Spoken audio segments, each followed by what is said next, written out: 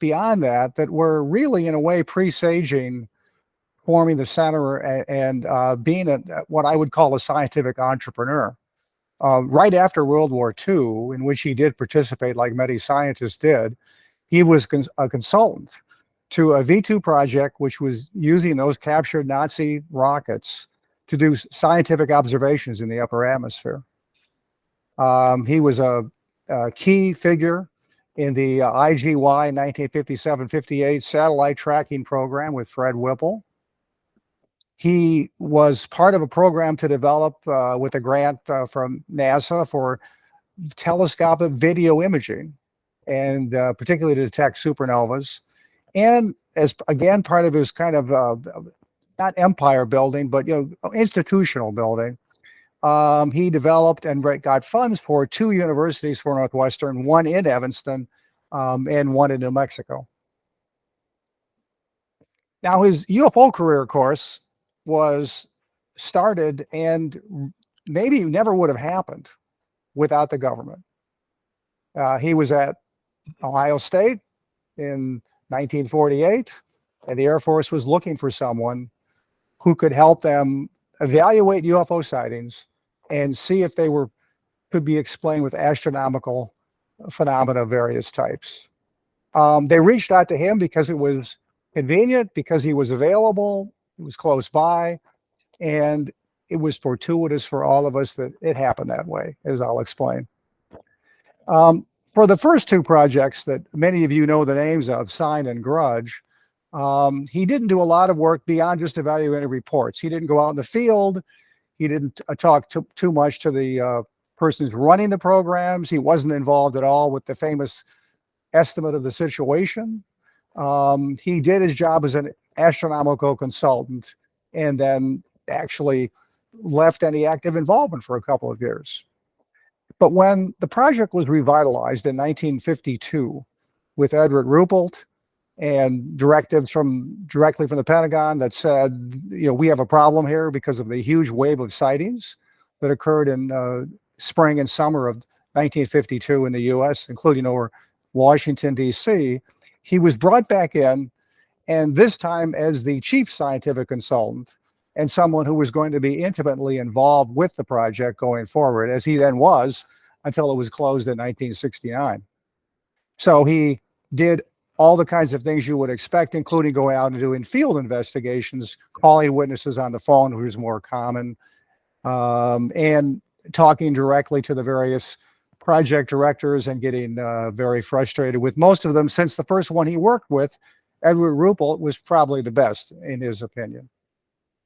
He also was an associate member of the infamous Robertson panel in 1953, where he wasn't able to make much of a contribution, and he could certainly see, as he's wrote about and lectured about extensively, the direction it was going, and that the panel was not giving really a fair evaluation of the subject.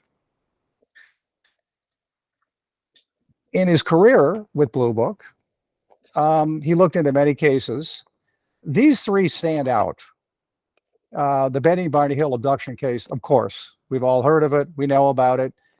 He went and interviewed them as a follow-on to the Air Force investigation, and then worked separately. One of the things he did was do a lot of investigations that were not related to Project Blue Book as he got more interested over time.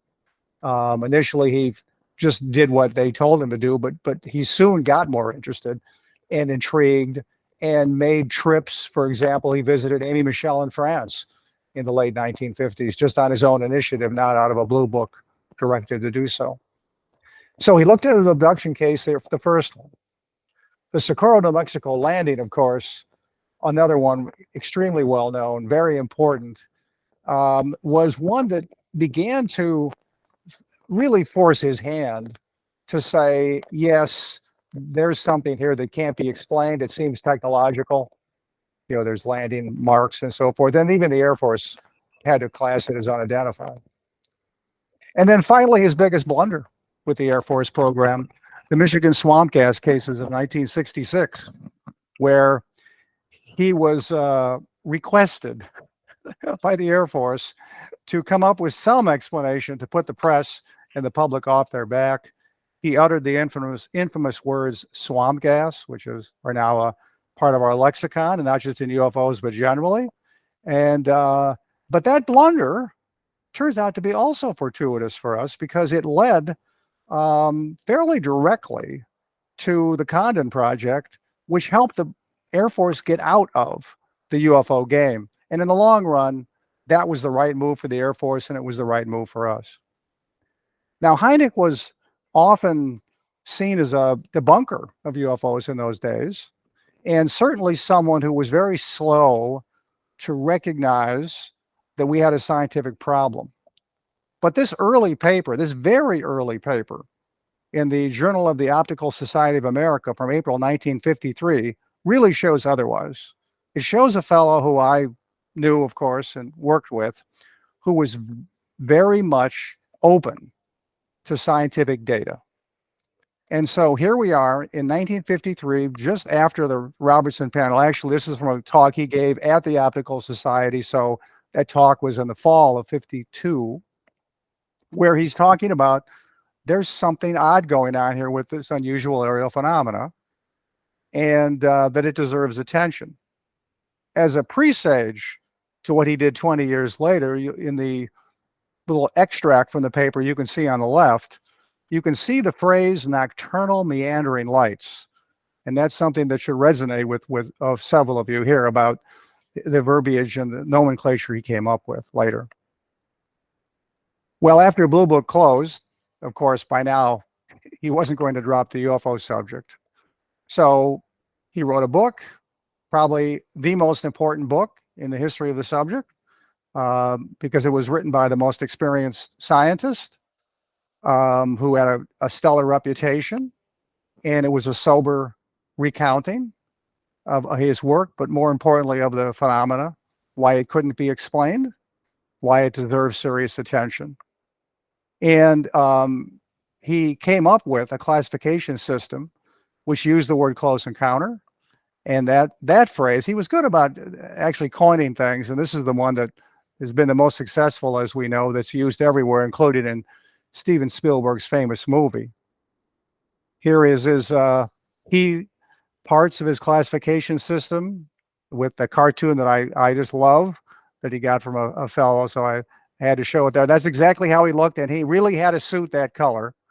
And he did, yes, he smoked a pipe all the time, or at least carried it with him.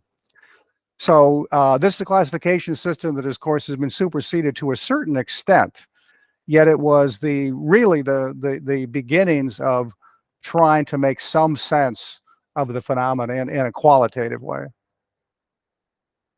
Well, why is there a Center for UFO Studies? It's in retrospect, of course, it might be clear as day that it was going to happen, but I'm not sure, except that in 1973, there was a great giant UFO wave centered on the southeast US, but really across this country, somewhat overseas as well. And it was in late September, October, into November. And all types of sightings occurred. And he went down and investigated the famous Pascagoula abduction case as well because of that. But when it occurred, he saw that this data was not being investigated to the extent it should be, that there needed to be some more systematic way to grapple with the phenomena, even though he appreciated the civilian groups that were around at the time, like MUFON and APRO. And so he decided that even though he wasn't a young man by any means, that action needed to be taken. And so he founded the center in the fall of '73 as a nonprofit, as really, we always thought of it as a scientific think tank. No members from the public, meant to be something that would, go out and do the science that needed to be done, but also help educate the public. And so one of the many things that we've done, and these kinds, and most of this he started himself, was our periodical, the International UFO Reporter, which is widely recognized as probably the best public periodical on the subject. But on the science side, we had the first academic journal on UFOs, published the most important monographs and books on the subject, including my own vehicle interference study, and did special investigations. We did have investigators. We had a great first and chief investigator in Alan Henry, who wrote a book on how to investigate UFOs, which is still relevant today if you can get a copy. But the designation was to look at just a few cases every year and try to run those to ground and do the best job you could. And the two great examples of that in the early days were the Delphos, Kansas trace case, which even now people have samples and can look at as our techniques have gotten better, and the Coin helicopter case from Ohio, and also in the fall of '73 when that wave occurred. Well, the center trundled on as best it could with ups and downs because there is no money in this subject. And Hynek trundled on as best he could. He retired from Northwestern in 1978, was 68 years old, but he kept pushing forward. And the thing about him is that he was a true scientific explorer. Perhaps not one going to the jungles of Africa, but you didn't need to for UFOs. He went to the wilds of the suburbs of New York to investigate the first large-scale triangle sightings that were recognized as such, the Westchester boomerang, as they're called. And then he went to, as Erling well knows, Erling Strand, Hessdalen. In January of 1985, there he is with the giant hat on, because he saw that as a place, which we all know is true, and he knew it back then, which is almost a laboratory for studying UFOs in the field. And really was the place where field work on UFOs has been most, I think, well pursued over such a long period. So he was doing those things late in his life because that's the kind of fellow he was. He loved to travel. He loved to go look at UFO data and see the data and witnesses in the field. He was also, and Mike alluded to this earlier, he had the right sensibility for this. This is why it was a fortuitous choice that the Air Force made and selected him as their consultant for us, maybe not for them, because he was a student of history and philosophy of science. We actually talked about that from time to time around his dining room table. He was well aware of how anomalies had been treated. He was extremely open-minded about UFOs and many other things, parapsychology and so forth. And he knew about what his role in history might be. In fact, as he wrote in the UFO Experience, I played Kepler to Blue Book's Tycho Brahe. If you're an astronomer or know astronomy, Tycho Brahe made observations that Kepler used to determine the orbits for the planets or ellipses and so forth. But what Hynek meant by that was, yeah, I know, James McDonald, that I stayed around a long time and put up with a lot from the Air Force, and I seem to be too patient for what you would have done or what you would have preferred. But I thought somebody needed to be there that was taking the data seriously, that would stay with the data, and then be able to faithfully report that to the public and the scientific community. Maybe one of the most important observations he made about, again, how the scientific community treats not just UFOs, but many subjects, is that there's going to be a 25th century science. There's going to be a 30th century science. And you can't forget that. And therefore, what we think today we may know, but we may not. And we should be more humble in how we treat things. He passed away in April of '86, going out with Halley's Comet, which he came in with in 1910. And so I'll conclude with a few comments about him as a person. It was a pleasure to go over to his house and eat the sometimes odd food that his wife Mimi prepared, who also was very active in the center, I might add, as an editor of publications and so forth. He wasn't stuffy at all. We joked around. He loved beers. He gave me my first can of Leinenkugel, or back in the day, from Wisconsin. He was the quintessential absent-minded professor. He left a briefcase on the L in Chicago once, which fortunately was returned. He was a great teacher, so he loved educating students. He loved educating the public, and he liked talking to people. And another reason why it was so fortuitous, he wasn't your standard physicist astronomer. He was that, but he was more broad than that. Broad interest, broad appreciation for things. Of course, he wasn't perfect. He did love being a celebrity. And, we saw that. We chuckled about it, but why not? He earned it. And finally, he was always forward looking. He wasn't somebody who got old and looked back to the past. In fact, it was hard to get him to talk about the early days at the Blue Book and the Air Force and all of that. He wasn't the kind of guy that dwelled on the past. He thought about the future right up until the end. So I think that in that sense, I'm so happy that Mike and the Society are doing this lecture today. And I think that Massimo is absolutely the right person to be the first lecturer. Thank you, Mark. That was a really great overview. Thank you so much. It is, again, a great honor. And this is a series. So Massimo is our inaugural lecturer, a distinguished lecturer.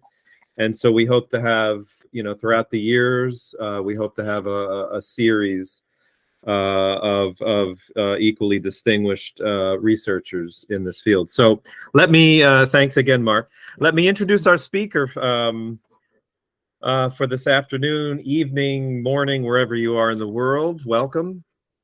Dr. Teodorani, who currently lives in northern Italy, holds a PhD in astronomy from Bologna University with a specialization in stellar physics. He has been carrying out research on eruptive phenomena in astrophysics, such as supernovae, novae, high mass, close binary stars with a neutron star component, black hole candidate binary star systems, strongly eruptive protostars, and cataclysmic and pre-cataclysmic stars. And interestingly, Massimo, as you just mentioned, there's a coronal mass ejection event. So interesting times. He is an expert in photometric and spectroscopic observational techniques and has been working as a researcher at the INAF Naples Astronomical Observatory and at the INAF Radio Astronomic Observatory in Medicina in Bologna. Being experienced both in optical and radio astronomy. In a subsequent phase, Dr. Teodorani carried out research on extrasolar planets and on the SETI project, the Search for Extraterrestrial Intelligence. Dr. Teodorani takes an observational, experimental, and interpretive theoretical approach to his research. He is also an expert in the physics of anomalous plasma phenomena and of geophysical interest, such as the Hessdalen phenomenon in Norway and similar recurrent phenomena around the world, on which he carried out and published much observational and theoretical research using astronomy-like strategies and observational techniques, which is sort of the focus of today's lecture. The philosophy of his research involves simultaneous multi-wavelength and multi-instrument measurements. He has recently worked on new instrumental strategies in this specific field, having been an affiliate researcher with the now well-known Galileo project, led, of course, by Professor Avi Loeb. Dr. Teodorani is also with us here at the Society as a member of our distinguished Board of Academic Advisors, as well as Mark, as well as being a contributing member at the very distinguished Scientific Coalition for UAP Studies, some of whose members are here with us, Peter Riali. Yet another organization committed to rigorous evidence-based research into the UAP enigma. Recently, Dr. Teodorani taught physics at Bologna University, and he is a well-known science communicator in Italy on subjects such as astrophysics, quantum physics, and anomalistics. He is the author of 18 science-oriented books, including the two important textbooks in Italian.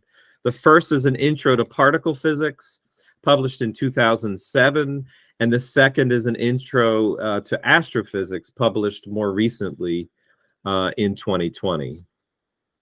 Dr. Teodorani is also very knowledgeable about military-like technology, whose know-how, especially optoelectronic systems, he wants to implement into the physical study of UAP today. In his free time, Dr. Teodorani enjoys composing music with synthesizers and sequencers under the pseudonym Totem Tag. Welcome, Dr. Teodorani. Thank you very much, Mike. Very, very nice presentation. So I can start, and I am sharing now my screen. And okay, what's happening? Here we go. Okay, so here I am. Can you see? Oh, wait a second. I have to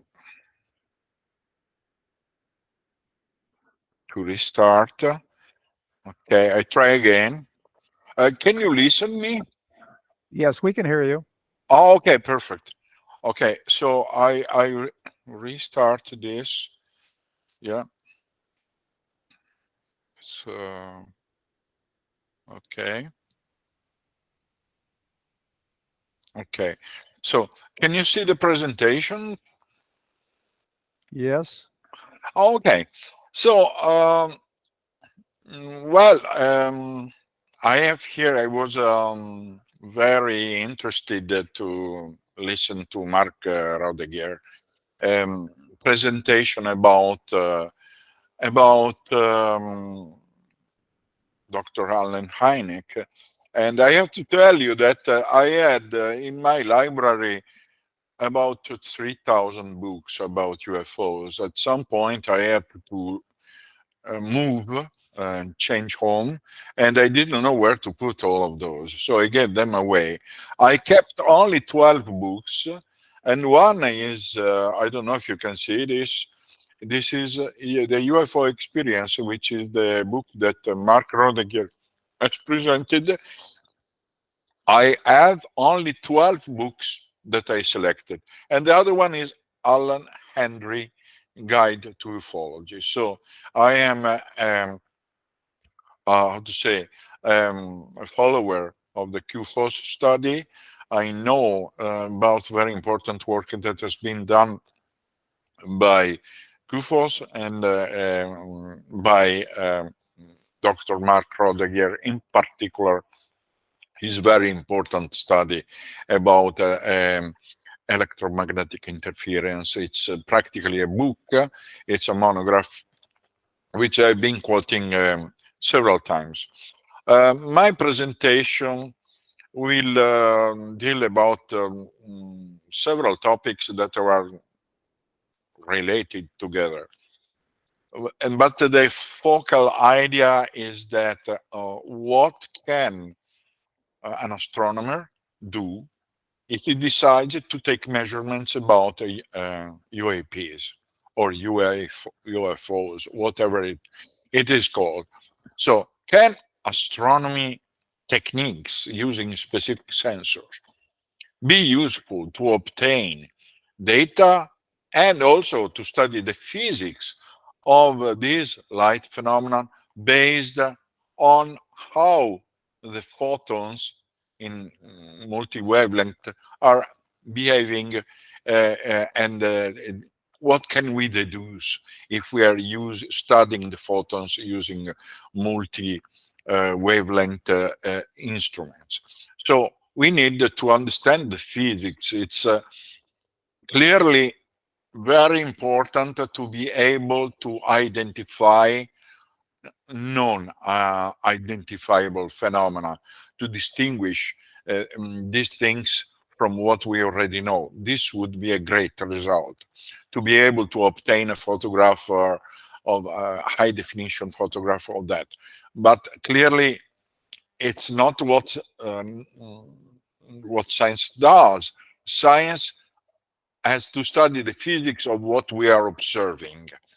And in the sky, we have a phenomenon that is moving with a very strange kinematics that is making sometimes very high luminosity, very high speed, and so we have to understand how this happens, and to do that we have to take measurements using sensors. I will speak about the present work with Project Sdalen, with which I started again to collaborate, thanks to invitation by Professor Erling Strand, who is here. And I will show some results. It's not important discovery anyway, but it's only a way to understand a bit better in more detail how the phenomenon behaves. I will speak about statistics that can be deduced from this kind of phenomenon, which I elaborated by studying some cases in North America, using a database of, in particular, a Newfork database. I will speak about locations where the phenomenon is recurrent. So it's very interesting because the reoccurrence of the phenomenon makes, in specific areas, makes those areas like laboratory areas for our studies. So there is more probability that we can observe them using our own instruments, okay? These phenomena sometimes occur very often in specific place of Earth, okay? I will speak about that. I will mention, but not discuss, theories and hypotheses about these recurrent phenomena.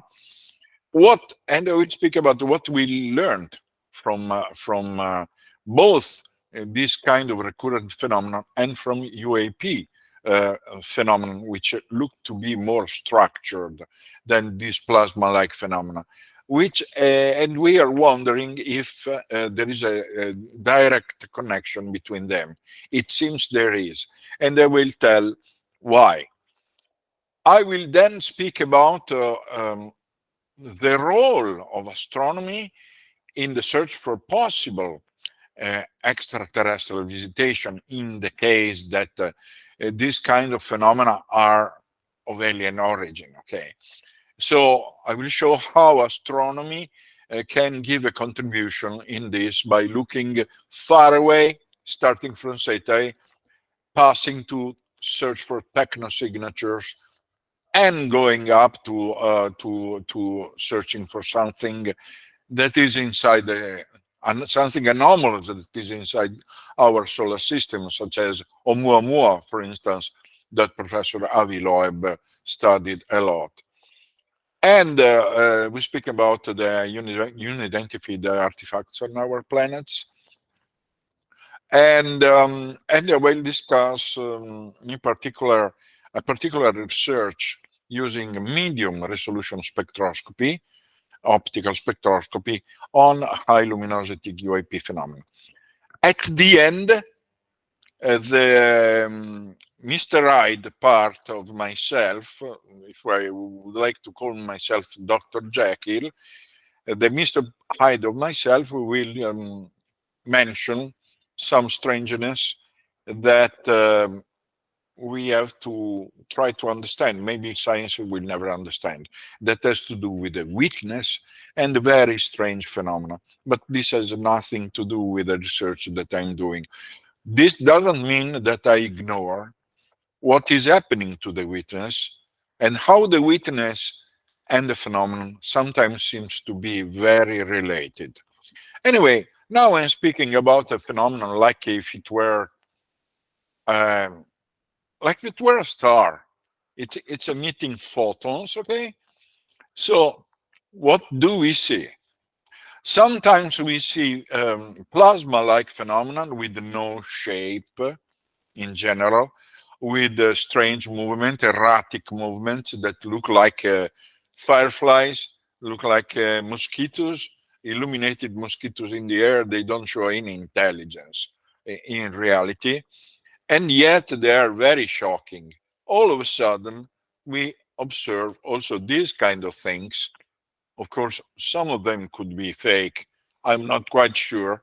But is there any relation between the two things? Well, what I can say, and I will tell you later, I can tell you there is an overlap between the two things. There are places where normally we see plasma light phenomena, which looks like something related to ball lightning, for instance. All of a sudden, there people is looking also structured phenomena. This happens in many places, including Esdalen in Norway. I've been acknowledging a lot of witnesses about this kind of phenomena. So we don't know what is the origin, but anyway, what I'm interested is that we are able, in some way, it will be very difficult, but if we are able to obtain good data, okay?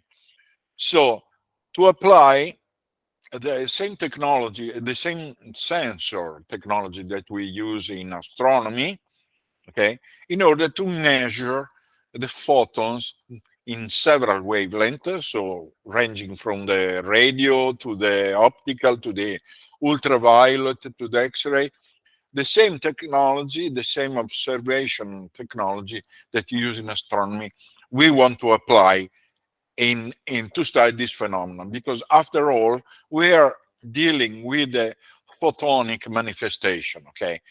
In this case, we have to use several instruments that work in different wavelength ranges. Like in astronomy, we often use simultaneously radio telescopes, X-ray telescope, optical telescope to try to understand the physics of the phenomenon, okay?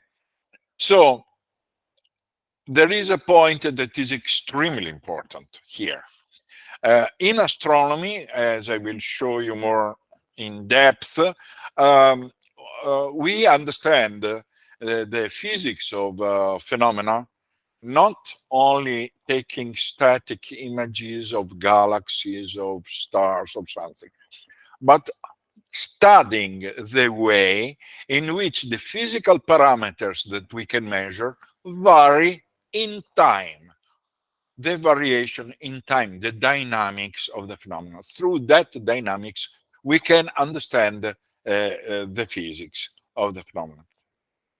So we studying this kind of dynamics, studying how photons in different wavelengths behave, how they change in time, we can understand the physics that is going on and help us to make very important discoveries, okay? So the phenomenon can be whatever. It can be natural, it can be something coming from another intelligence, okay?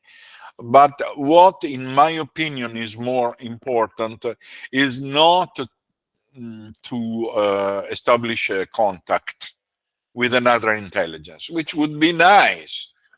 But I don't think it would bring important in discoveries in science.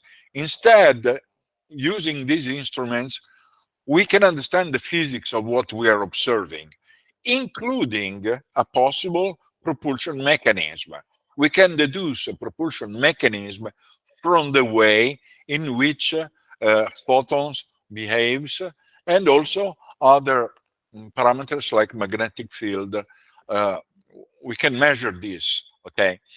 I discussed this in detail, I would say technically, in a paper that has been accepted on the new journal, Limina, the journal of UAP studies, thanks to the initiative of Professor Mike Cifone.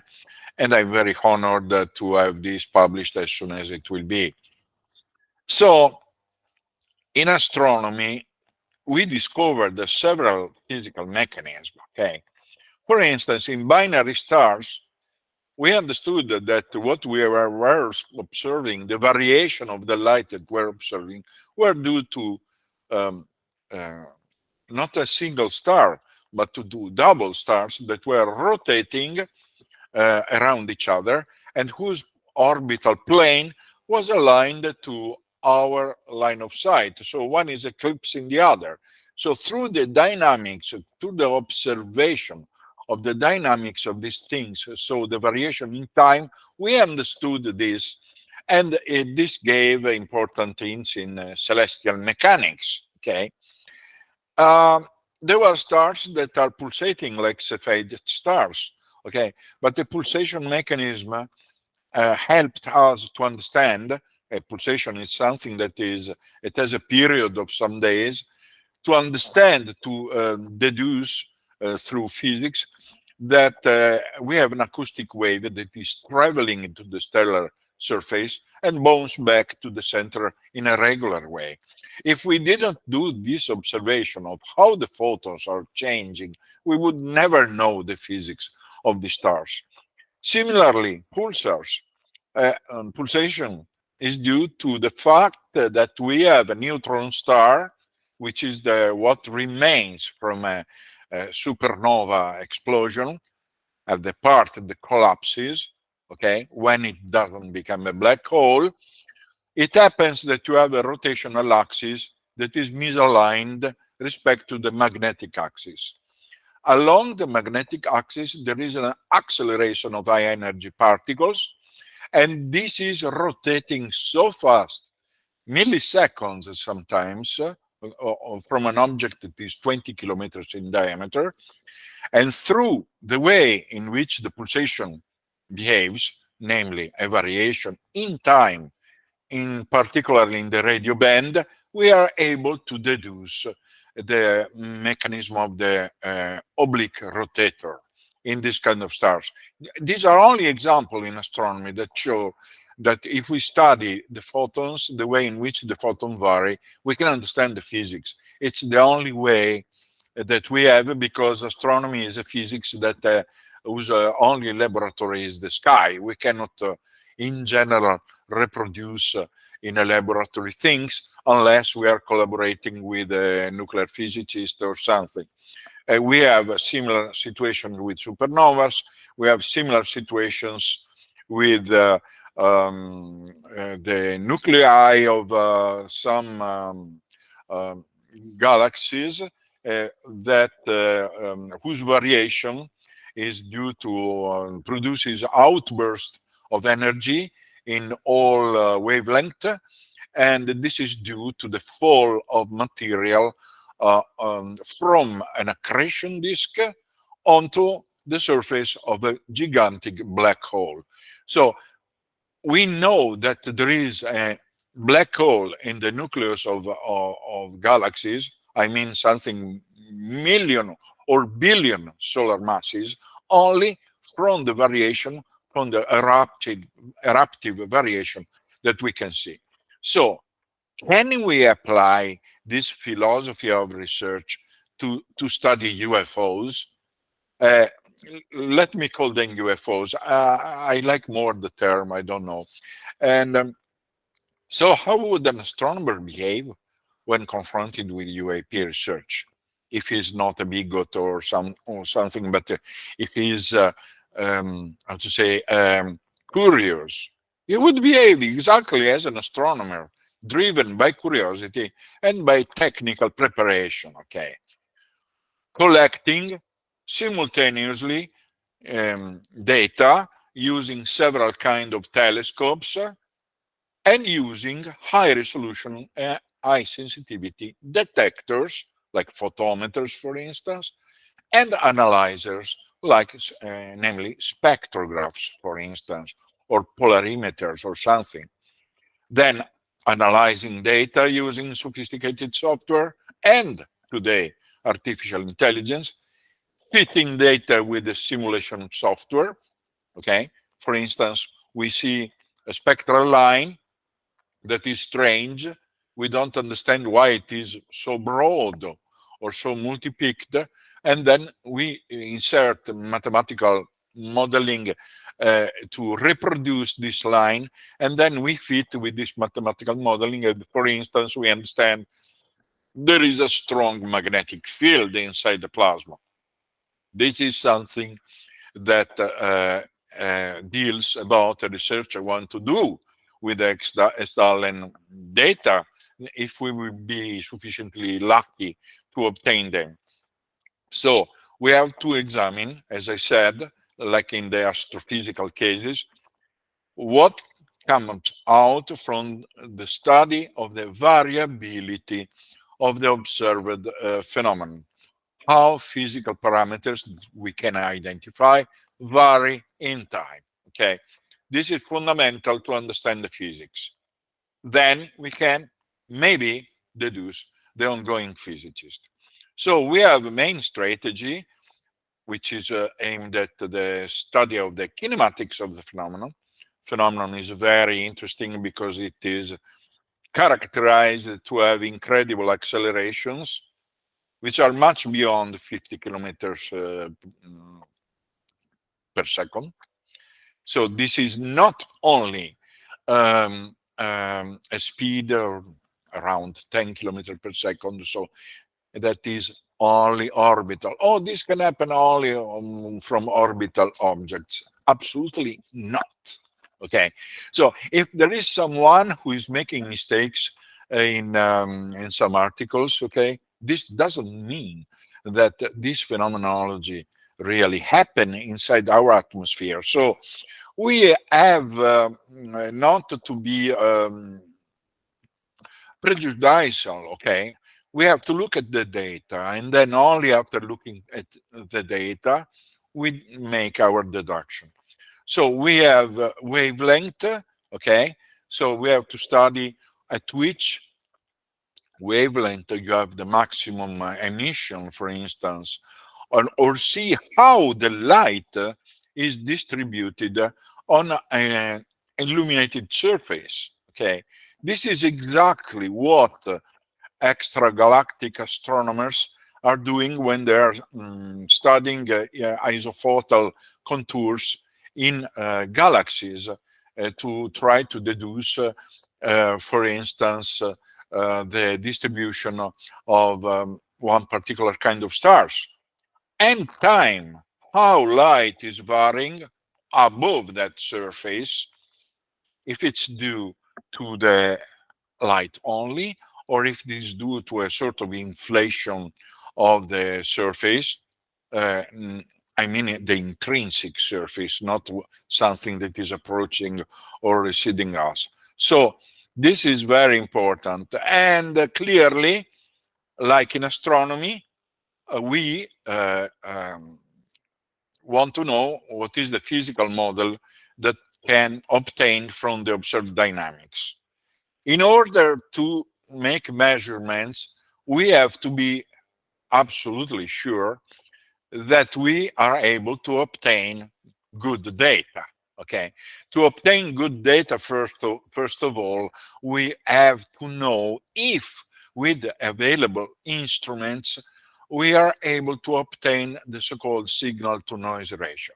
If the signal to noise ratio is acceptable, namely something like Sn greater than 1, then yes, we can work well with the data. But if the signal to noise ratio is bad, the data will be bad. So it's not worth doing the observation. Due to that, this is some of my calculations. We calculate, first of all, how much is the exposure time that we have to use to obtain, for instance, a good exposed image of a phenomenon, but it could be also a spectrum. There are many parameters that we have to consider specifically for this kind of phenomenon. It's not something so simple like to look at a star. Okay, you have to study the literature, you have to ponder the literature, even the so-called gray literature, to put on a balance, to arm yourself with a lot of patience, and go to see where are the nuggets and where are the stones, and throw away the stones. Make a statistics, and then you understand what is important and what is not. Okay, not judging only because all these are published on how to say non-mainstream journal, so it's not very reliable. Absolutely not. There are some articles that have been published, for instance, by one is Mark Rodegier. Here is the wonderful QFOS monograph about interference from UAPs. But there are also articles from Bruce Maccabee, for instance, physicist, from Jacques Vallée, very crucial articles, and also articles coming from engineers from the JPAN in France that were able to do calculations because they were able to deduce some data from radar, from other information, so that it was possible to make calculations of luminosity, for instance, with a reasonable precision. So if you go to look, okay, if you arm of patients and you go to look at the literature, you will find that something is useful. And when there is something useful with specific numbers, then you can pilot your observation plan, okay? Then you know what you're going to do. And you are not blind with sophisticated instruments, because having sophisticated instruments is not sufficient to obtain reliable data. Of course, we want to control what we do, okay? And we want to start from zero, but we have to consider also something that has been done in the past that can pilot and drive us towards the future. This is an example of what the Galileo project is doing. I've been working with the Galileo project for 1 year, and they're doing wonderful work technically. There is everything. There is radio spectrum analyzer in particular, a radar antenna, infrared and optical cameras, microphones, particle detectors. There is everything, and there is a lot of technical competence here. Absolutely, yes. On this basis, when I was seeing the project evolving, I thought, what we want to obtain with this? What do we want to obtain? Well, first of all, we have to obtain a high resolution image of a UAP. So something that is tracked, okay, to the target of interest, and zoomed on it, like with a pan tilt camera, okay, and also with the help of artificial intelligence in order to exclude things that are prosaic, that are IFO, identified things. Automatically we exclude, we choose only the object that of interest, and we tell the system to zoom on the object and track it. So there is a beautiful work that is done by a computer scientist at the Galileo project, like Richard Cloet, for instance. They're doing fantastic work. Clearly, when you have an image, if then you need to calculate the distance and also linear size of the object through triangulation and using radar. At that point, we can calculate the intrinsic luminosity and its variation with time, which is one of the important parameters that can help us maybe to bring to the knowledge of the physics. We can measure velocity and acceleration and their variation with time. And above all, we have to find a correlation between a series of fundamental parameters, which are intrinsic luminosity in the optical and in the infrared, or whatever, because there will be also a FLIR working, radio brightness, radar signature, infrared luminosity, velocity, audio signals, particle emission, and magnetic field strength. Do they vary together with time? Is there a phase lag?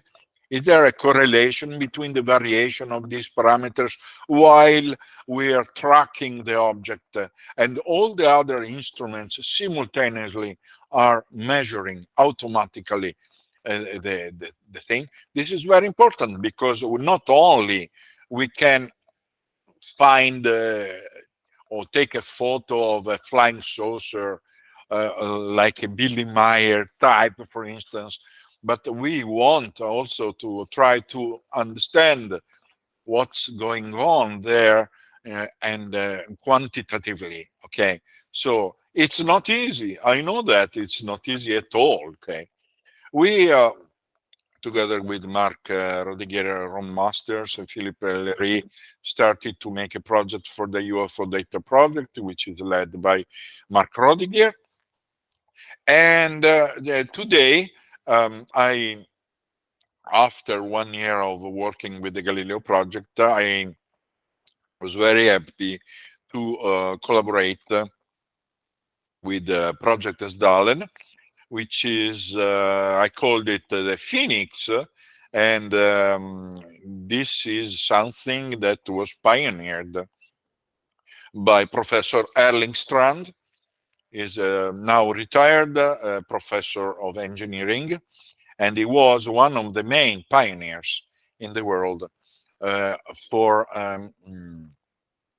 attempting to measure a light phenomenon that is occurring very often in Esdalen, for instance, in Norway. It's not the only one in the world, but anyway, it's maybe the most important. He demonstrated that the phenomenon is measurable, and he used several instruments. He published this in 1984 technical report where he shows very clearly how the phenomenon is behaving not only in the optical but also in the radio and in radar and magnetic field, including a reaction to laser, by the way. Today there is a new season of Project Esdalen. We want to update with new technology, sensor technology. I am very proud to be scientific consultant, main scientific consultant responsible for the science that will come out. And I'm also very happy that Magnus Holm, who is a very brave Swedish physicist, who is now responsible for the technical part of the blue box in Esdalen. So we want to add new instruments, and my idea might be wrong, but it can give an idea of what we want to obtain is using electromagnetic surveillance system with VLF, ELF, long wavelength antennas and receiver, magnetometers, radar, and what was it? I don't remember.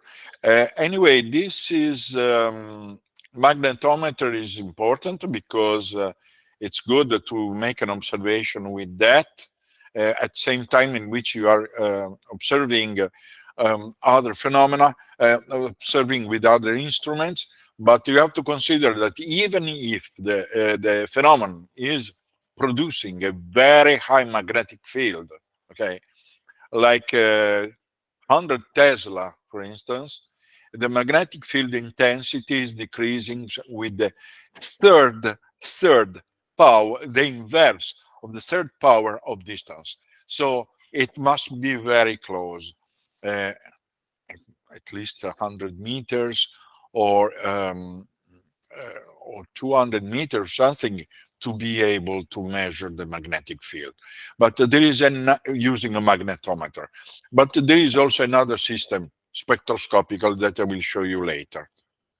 This system is simultaneous with an optical and infrared surveillance system that consists of an all-sky camera with the 2-3 identical units that are sufficiently far away from each other to permit a good triangulations, They must be installed yet.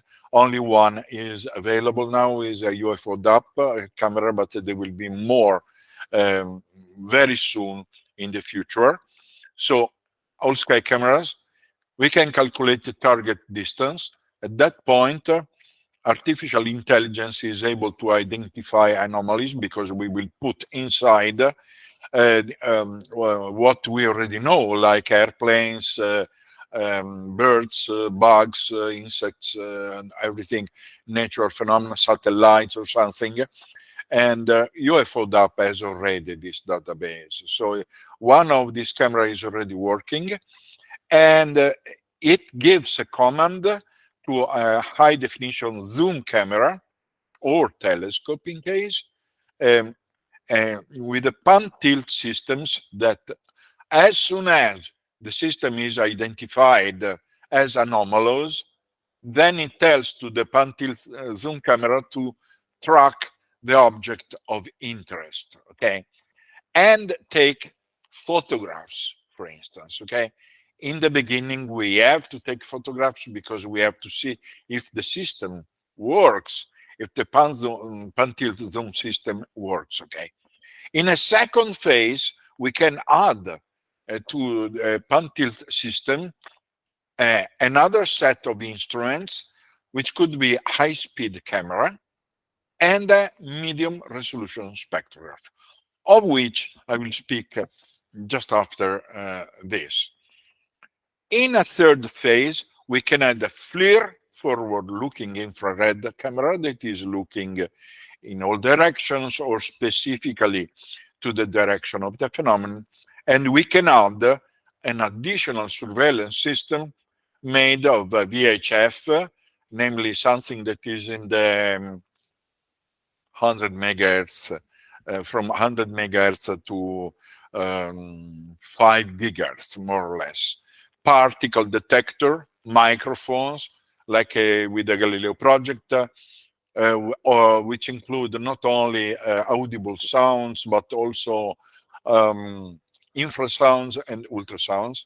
A drone, the idea is to use drones to monitor the valley in Esdalen, not only to search for anomalies if we attach a LIDAR sensor to it, but also to go to a phenomenon that is on very close to the ground, to try to approach it and to take close photographs of it.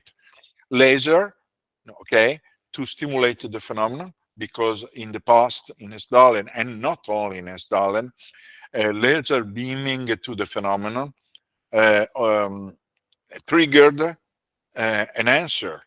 8 times out of 9, the phenomenon was pulsating, and the laser triggered a changement of the pulsation rate. So something was happening.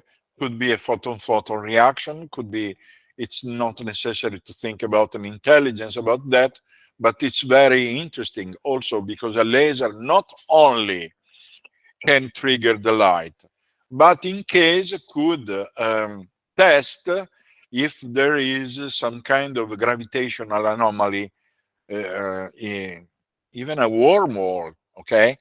If there is a curving of the laser beam, this we could see it also if the phenomenon is close to a field of stars, a star field, the stars would be gravitationally lensed, okay? So there could be relativistic effects that could be extremely interesting.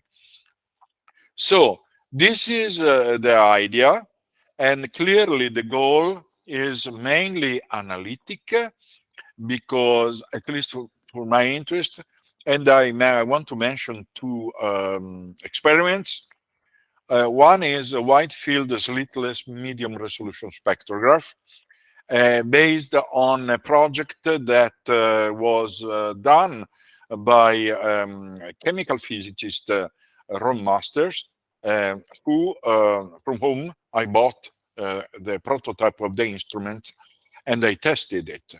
it's possible to obtain so-called medium resolution, namely more than 1000 angstrom. Okay, so medium resolution. Why I'm so fond of medium resolution? The reason is this: is that this instrument can show simultaneously all the spectrum from 3500 to 7500 angstrom simultaneously, splitting the spectrum in several orders that we call a shell system. They are split in several orders simultaneously. Okay. Someone would say, why not using high resolution instead of medium resolution? The problem with the high resolution is that if you want a shell system, you would spend something like €500,000. Okay, it's prohibitive. You could connect it to a zoom tilt camera and via fiber optics. Okay, but the price is absurd. Okay, instead, if you take some of gratings, high resolution gratings, namely 10,000 angstrom, that are in commerce, the problem is that they are limited to only 100 angstrom. Okay, so we want to see all the panoramic spectrum before using a so restricted thing. Only after we will discover, if we are lucky, something in the medium resolution spectrum, then we will be able to decide to use high resolution grating, because we will know exactly at which spectral line we want to concentrate. This medium resolution thing, and this is a photograph I took of the medium resolution spectrum with my camera, is interesting because if I did calculations, of course, if we have a phenomenon, a source that is producing magnetic field ranging from 1 Tesla to 10 Tesla, this would produce a splitting, this one, of a spectral line of this kind. Practically, when there is a magnetic field inside a plasma, this magnetic field causes the splitting of the spectral lines. If there are spectral lines in the spectrum, because sometimes there are no spectral lines. Okay, if the gas is completely ionized, you have no spectral lines. If there is instead excitation and not ionization, you can have spectral lines. For instance, of oxygen, of nitrogen, of the atmosphere. If we see the spectrum, okay, that is the lines that are split into parts, from the distance between the two parts of the same line, okay, in angstrom, and which call the delta lambda, we can directly measure the magnetic field strength at zero distance. We have no problem with the decay of the magnetic field with distance if we use a magnetometer. Through spectrum, everything is independent from distance. We only need to have a high luminosity, okay? And looking at the literature, okay, of this kind of object, there can be luminosity that are extremely high. In an article by Jacques Vallée, there is mentioned something like 30,000 megawatt, something like this. Okay, I didn't measure such in SDAL. In SDAL, I measured only 20 kilowatt or something in a phenomenon, but there are reports of a very high luminosity. When you have a very high luminosity, it means that you have a lot of photons. If you have a lot of photons, you can obtain a very good signal to noise ratio. And this allows us to use a very short exposure time or integration time. So we can take spectra in a few seconds, okay? I did calculations, And for a source of 1 megawatt with a magnetic field ranging from 1 to 10 Tesla, we can obtain of a luminosity of 1 megawatt that is at a distance of 10 kilometers. We can obtain a good exposure in 20 seconds if we want a signal to noise ratio equals to 10, which is sufficient. Okay, so this is a very important measurement for which preliminary calculations have been done by me. And it's important because these deductions can bring us to the physics of the phenomenon. Let it be a ball lightning, okay? Clearly, if it's in the range between 1 Tesla and 10 Tesla, absolutely it's not a ball lightning, because the superior limit of a ball lightning magnetic field is not more than 0.01 Tesla, okay? If we have such a high Tesla, it could be a magnetic field. But we could see a magnetic field coming from a propulsion mechanism of some kind, okay? From the way in which this magnetic field varies, if it is correlated with the color, with luminosity, and with speed, we could deduce something about the propulsion mechanism. So I think we have to fight to try to obtain this kind of data. The other instrument, okay, no, we are still on the spectroscopy, which is very important. Clearly, if the object is moving extremely fast, of the order 100 kilometers per second, Avilob would say, oh, no, it's not possible. No, it's possible, because some measurements of this kind have been done by other researchers, and we have to consider, if the object is moving along the sight line, then we could obtain see blue or red shifts, okay, in the spectral line. In the sense, the spectral line would be red shifted or blue shifted if it is approaching, or it is the object is receding. We can calculate the velocity in that case.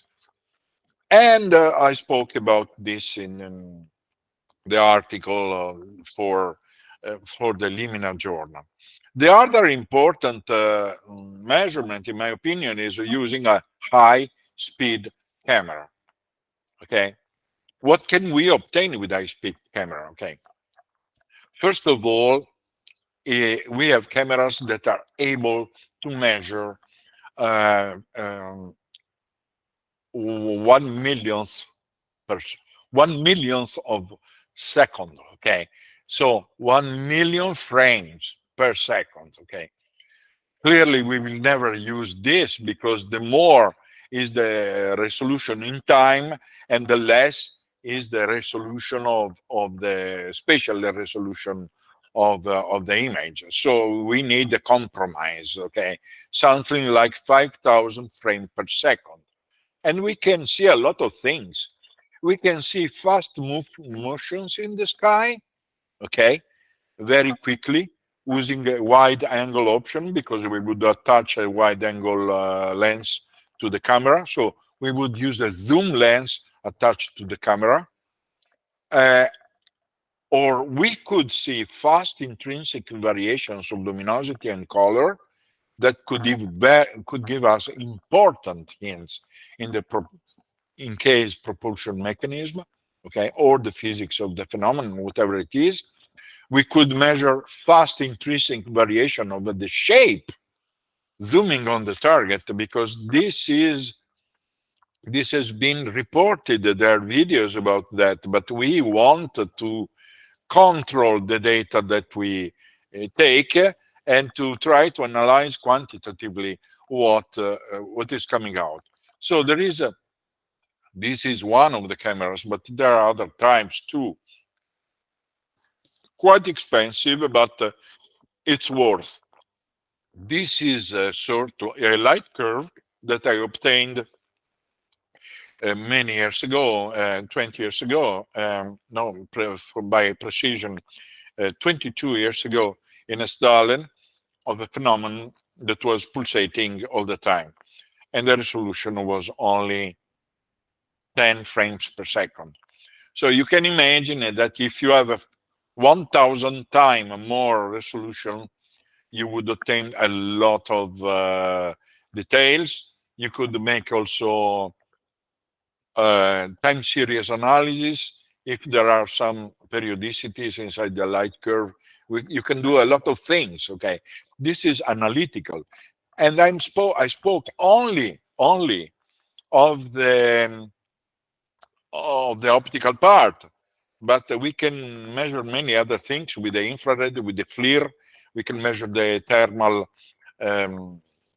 characteristics of the object. We can see how these optical behavior are correlated with radar signature, radio signature, from the VLF to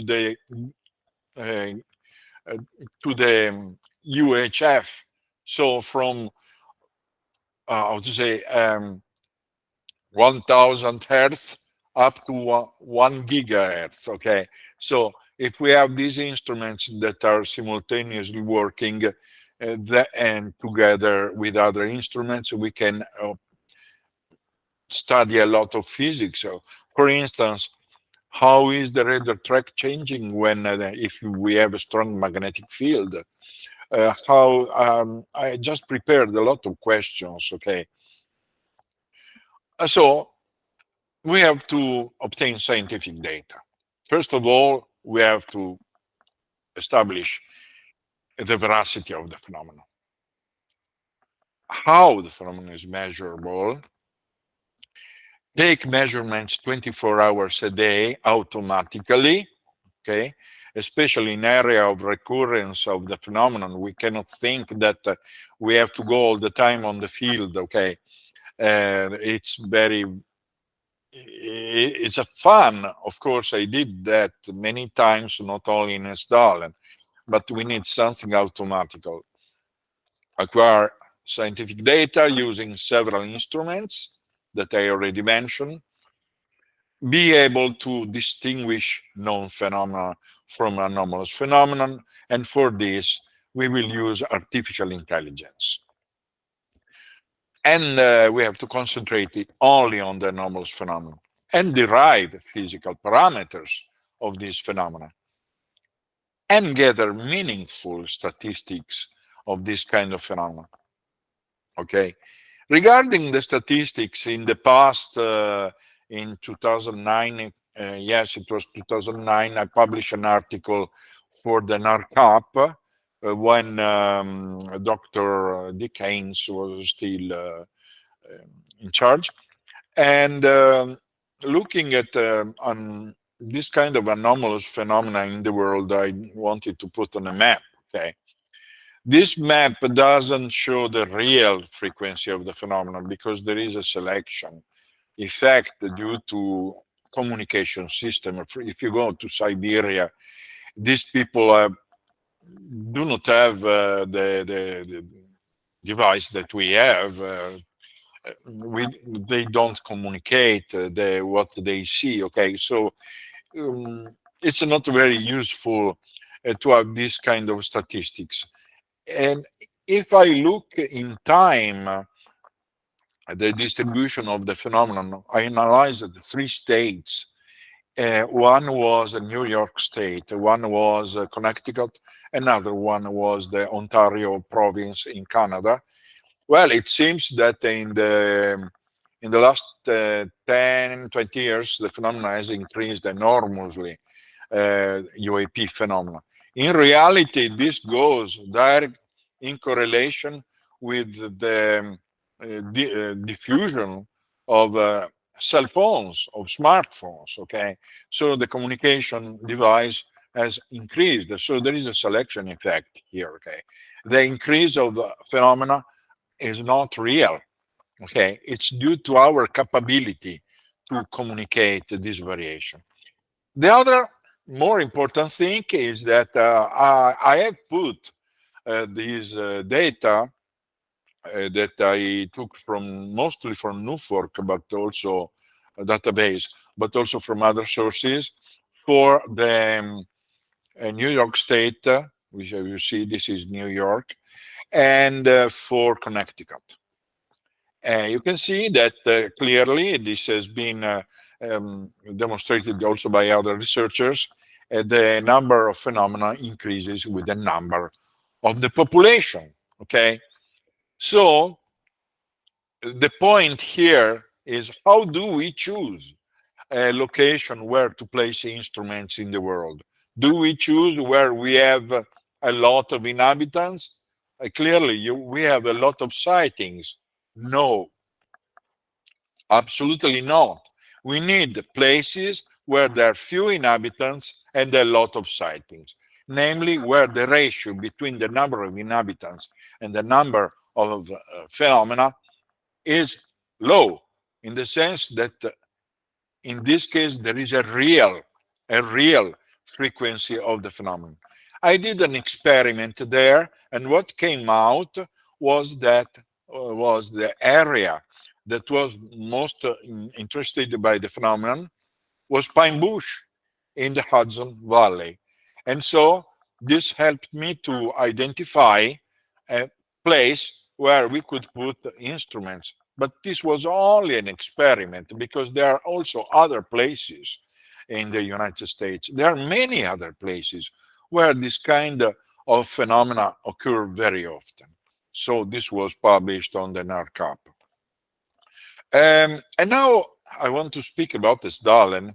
This is a famous photo that was taken by Project Sdalen 40 years ago, almost. Erling Strand is an engineer, a professor, has been professor at Oxford College, and he has been the pioneer of this research in Europe. Okay, so no one else did this kind of research in Europe. And if we make the exception of Dr. Harley Rutledge in Piedmont between the 70s and the 80s, Erling Strand was the only, and his group made of talented sky watchers, okay, which I would remember, how to say, mention also Leif Havik, for instance. He did incredible photos in 1984, for instance, and now there are several, how to say, some are ufologists, and they are investigating in the valley. Anyway, we have several type of phenomena. This is Erling classification. We have white flashes, blue flashes in the sky, something that all of a sudden appears. It lasts one-tenth of seconds, okay, a fraction of a second. We have yellow or yellow-white ball of light. They can last a long time, sometimes many minutes. They can move slowly or fast, or they can illuminate the ground. Then there are also other lights that seems to be on a solid object that are connected to an object. So there are cases of plasma-like lights, no structure. And in other cases, it seems these lights are over a solid object. Okay, so the situation is very complex. Also in daylight, some objects have been photographed by tourists very often. I remember a photograph of a cube flying in the sky. Could be everything. Could be a drone. Could be a balloon. We don't know yet. But anyway, we have a very interesting, fastly moving phenomenon. These are among the best photos that Project Sdalen took, and there is a video that is very impressive. I will show you better later. Where, oh sorry, I go back. There is this video, And there is a light that was taken by the blue box, which is an observatory. And at some point, the light behaves a strange way. It seems it sucks something that is coming from down.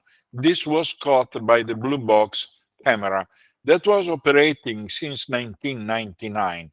And it was pioneeristic as well. It was something that happened after the creation of Project Stalin, namely 15 years later, more or less.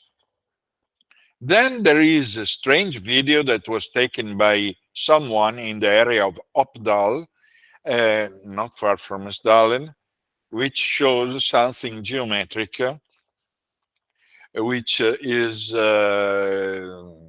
long lasting, by the way. I remember this video, I saved it. It disappeared from YouTube, but anyway, it's something that has been seen in Stalin, okay?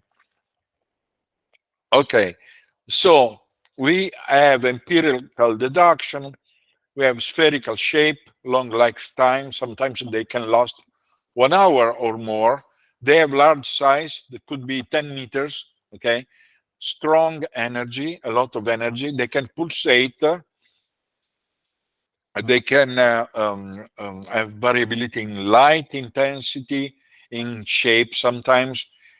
Not only, I'm not speaking only of Stalin, light in Stalin, but in general, this kind of phenomenon also elsewhere in the world. Sometimes they form clusters of small balls of light. Sometimes they turn on, like in a switch, boom, it turn on and turn off immediately. Or sometimes it splits in several other lights. So this is something that defy our laws of physics, apparently. So we have to try to understand. They can appear simultaneously in several directions. There can be an anomalous distribution of the light, so-called point spread function, not typical of a plasma. The spectra are variable. Sometimes you see only a continuum. Sometimes you have multi-peaked continuum, which is very interesting, like LED lights, more or less. I took some of these spectra and I analyzed similar spectra coming from Australia, for instance. Sometimes there are spectral lines, like I will show you later, that were taken in Italy. They have a strong radar signature. They can create magnetic perturbation, and they tend to interact with humans and with animals. We cannot ignore this part. So in the past, I'm doing some statistics, okay? I wanted to see if there was a correlation with solar activity. Well, there was a coincidence in 1984. We had a solar maximum, so there was an apparent coincidence that year. But the other years, I didn't see a correlation with solar activity, okay? The light is distributing, it's artificially colored in yellow. The white balls are the moon at different period of the year. It doesn't have preferential path, okay, like an airplane or something. It can be distributed everywhere in the sky. This was one of the photos I took. And there were several measurements, several other photos, situations in which strange lights were changing all of a sudden shape, and they were becoming rectangles, literally. And I'm speaking about something that is not 4 pixels. I'm speaking of something that had 200 pixels. So there is no pixelation here. And the same thing was seen also in a normal camera, even if more smooth because of the longer exposure time. Strange lights in the wood, completely different from the standard light that often occur close to the ground, okay? And this was a little light that hovered about man height, at close to a fir tree, at a distance of 90 meters from us. I measured in the morning later. I approached there. I took binocular and I saw something else there, but I'm not completely sure, so I couldn't document that. Okay, but anyway, there was something strange. Then we measured the light curve, the way in which the luminosity is varying. We took spectra. Okay, we obtained some anomalies from the VLF with the red and blue shift compared to ionospheric and man-made phenomena. This is nothing that is seen in well-known signals. And then the behavior of these lights, it was understood not only through Sdalen, but also from other cases in the world, like Min in Australia, Boulia, that the light phenomenon is changing luminosity, not because it's inflating or pulsating, but because all of a sudden there are many light balls that are formed around, like in a switch, a nucleus. They're like a cluster, all of a sudden formed from the nothing. Okay, so this is very interesting from the physics point of view. It was published also this on the JSC. And then there were missions here in Italy, especially in North Italy, but also in Central Italy, where phenomena that are similar were documented together with very strange, sometimes VLF signals, anomalous signals that were recorded. Sometimes light phenomena similar to Sdalen were running very fast on the top of a mountain, which is called Pietra di Vismantova. I was able to take a spectrum very quickly, but it was too, the exposure was too little, so it didn't work well. It's apparently continuous, but it was not well exposed. Instead, this is a well exposed spectrum from a group in Veneto, which I analyzed, and I was able to identify emission bands due to oxygen. So it's a plasma phenomenon. It's something, there is a force that is ionizing, exciting the atmospheric gas. This was a photo I took in an area in Romagna, still North Italy, and it was very spectacular. And this is what comes from Ontario. It was a phenomenon that was investigated by a person who doesn't want to be cited, so I will not cite. I will only cite Orb Watch, which did a very meticulous investigation of lights that are submerging and emerging from the water of the Ontario Lake. Okay, so I tried to do several statistics. I didn't find any correlation with solar activity, but I was able at least to show the trajectory of these lights while they entered the water. This is the reflection of this light. Okay, some of these lights, in my opinion, are airplanes. Okay, going to the Pearson Airport in Toronto. Some others are not. Clearly, so it's an interesting case. We went somewhere near and I recorded a very, very strong anomalous signal, which was not due to computer intermodulation or something, because I wanted that my colleague repeated the measurement using a different instrument. In this case, there was no computer. In my case, there was the computer. In her case, there was no computer, there was only a receiver, different from the one I was using, and the result was identical. There was a permanent, very strange, strong signal that is not due to man-made facilities. It's not due to ionospheric phenomena. It's something that's there, but at the same time, we didn't see anything in the sky. Okay, so it's bad because it should be nice to see something in the sky while you measure this kind of phenomena.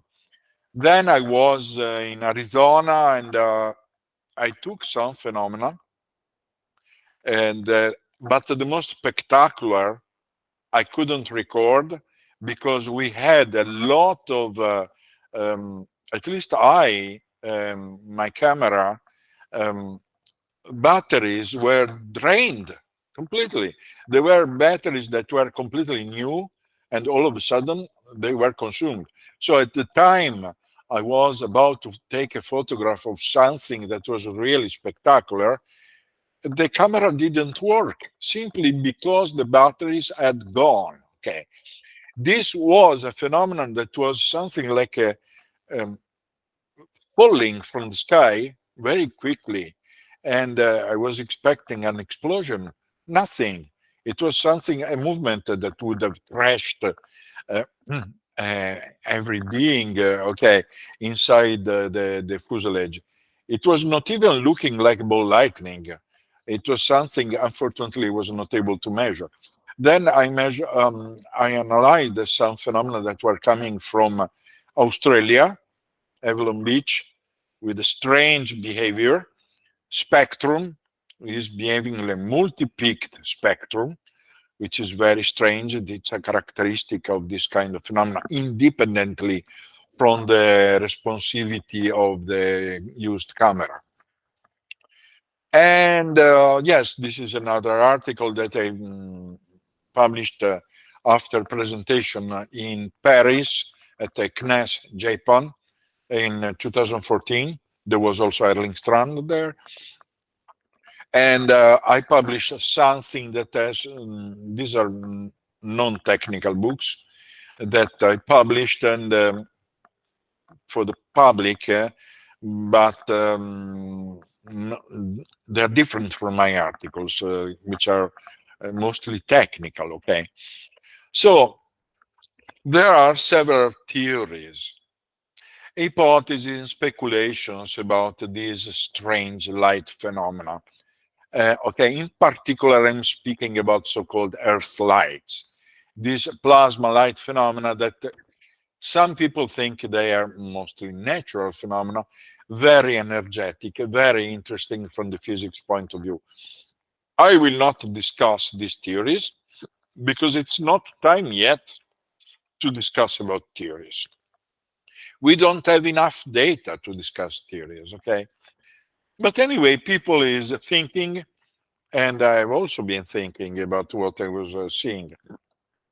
There are skeptical researchers like Pettigrew from Australia.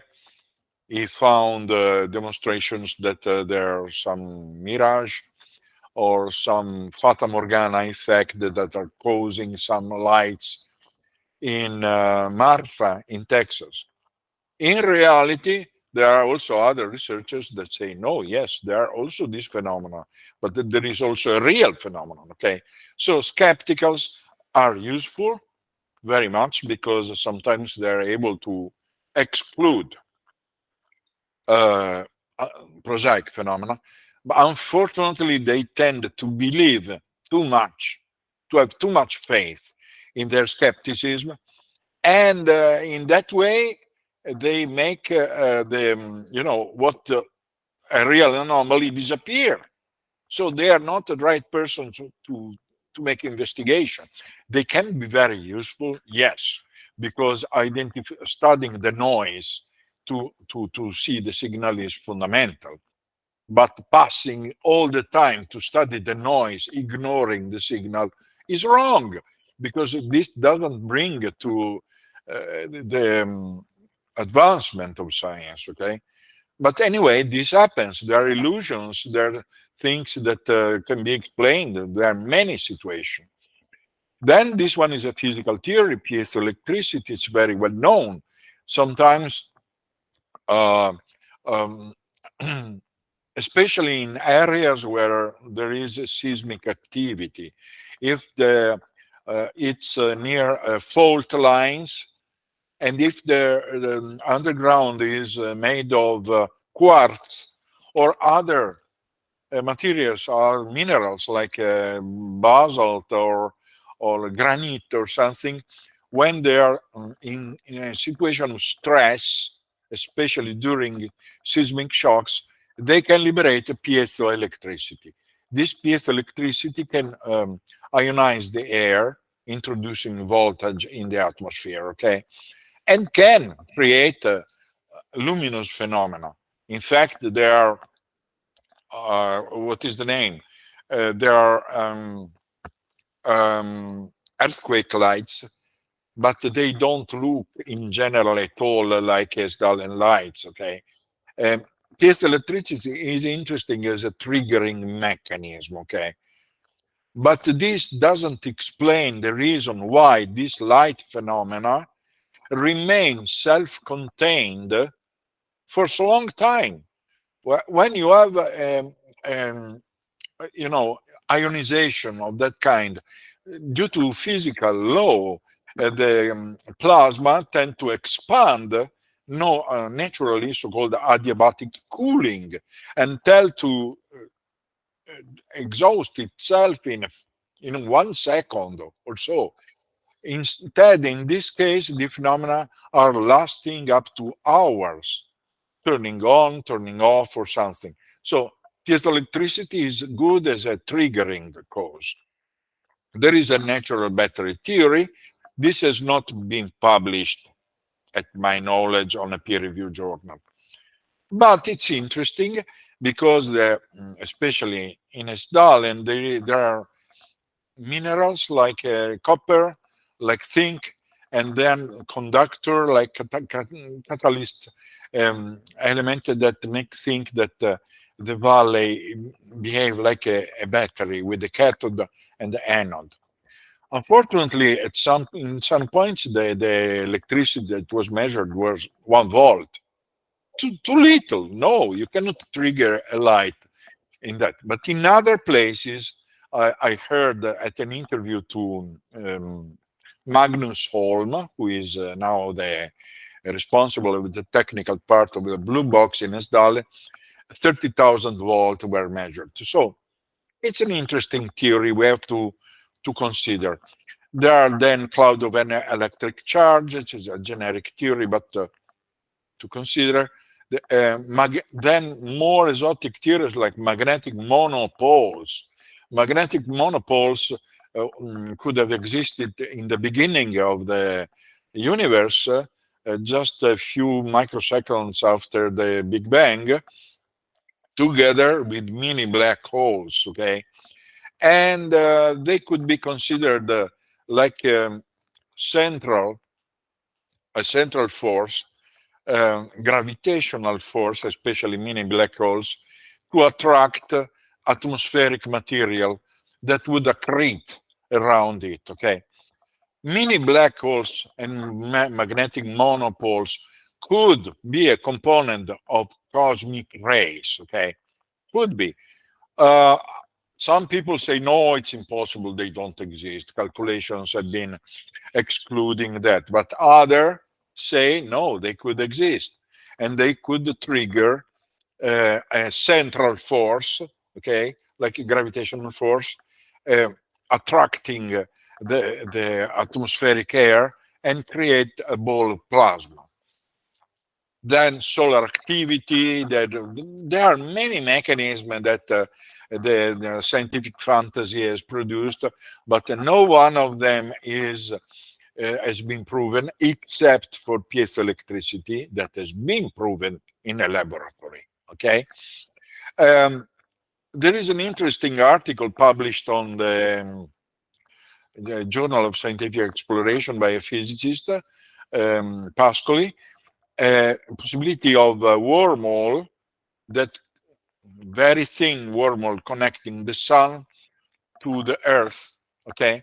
So this wormhole is very thin. It cannot allow the passage of big things, but only the passage of energy coming from the sun. So when it hits the atmosphere, assuming that it is moving randomly, it would just simulate the lights that are seen in Stalin. So it's a very interesting article of Pascoli. Clearly, it's not proven yet, but it's very original. Then there is the seismic activity that can create earthquake lights. There is the electrochemical confinement by David Turner, fluctuations from the vacuum, from the quantum vacuum. So energy that is coming from the nothing. Okay, I was speaking with a colleague, Dr.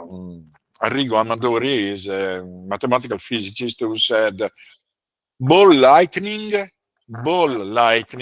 why not? We could think it's an attempt of the birth of a new universe. There are many attempts from virtual particle in the quantum vacuum to create new universes, but most of them fail. So ball lightning, or maybe Stalin lights, could be some of these attempts to create universes. After all, our universe was born from a quantum fluctuation of the vacuum. So this could be something of that kind. It's fascinating, but clearly it's not proven. Of course, extraterrestrial visits is it's a possibility. I cannot exclude this. And plasma life forms, it's a theory of mine that with which I think that if a plasma ball has the same characteristics as the brain, the microtubules in the brain, like in the theory of my Roger Penrose and Stuart Emmeroff, then it could be a quantum system that can create states of consciousness. Assuming also that plasmas in particular condition have been studied and simulated with a computer and show that behavior of plasmas in particular conditions behave like the DNA. It's a form of life. So wondering if this form of life can develop a form of consciousness. If it's like in the brain, well, I think we should consider. And this theory is partially provable using high-speed photometry, for instance. Similar luminous phenomenology is happening everywhere in the world. There are many locations that I will show to you. And the interesting thing is that in the locations where we have plasma light phenomena like Stalin, like Marfa, like the Brown Mountain, okay, you have also structured phenomena in the sky. Everywhere in those locations, you always see also something structured. It's not clear if this is a selection effect because of the fact that the people there is looking at the sky more often, okay, than elsewhere. But clearly people is seeing something structured, like flying machines practically. And it's interesting. And our instruments can detect this very, very well, especially with the new technology. It's funny because sometimes I was joking with some friends telling, but well, if there are flying machines that are flying in Stalin and there are luminous phenomena there and high energy there, well, maybe it's like when we go to make gasoline with our car. Okay, so they recharge and then go away or something. This is only a funny thing. Anyway, it's interesting because I was speaking about overlap of plasma-like phenomena and apparently structured phenomena. Again, if we look at this phenomenon in Stalin taken 24 years ago, you will see at some point here that it sucks something that is coming from down. Okay, so it's very interesting. This object seems to be structured, and the thing that is coming from them seems not. This phenomena can be seen in many places of the world. Some of these phenomena have been seen in the past in the form so-called flaps, like Polaris in Brazil, where there was a very aggressive phenomenon that killed also some people. In Puerto Rico, also in Phoenix, there was a very giant phenomenon, which was totally structured phenomenon in this case. In Piedmont, there were a mixture of structured phenomena and plasma-like phenomena.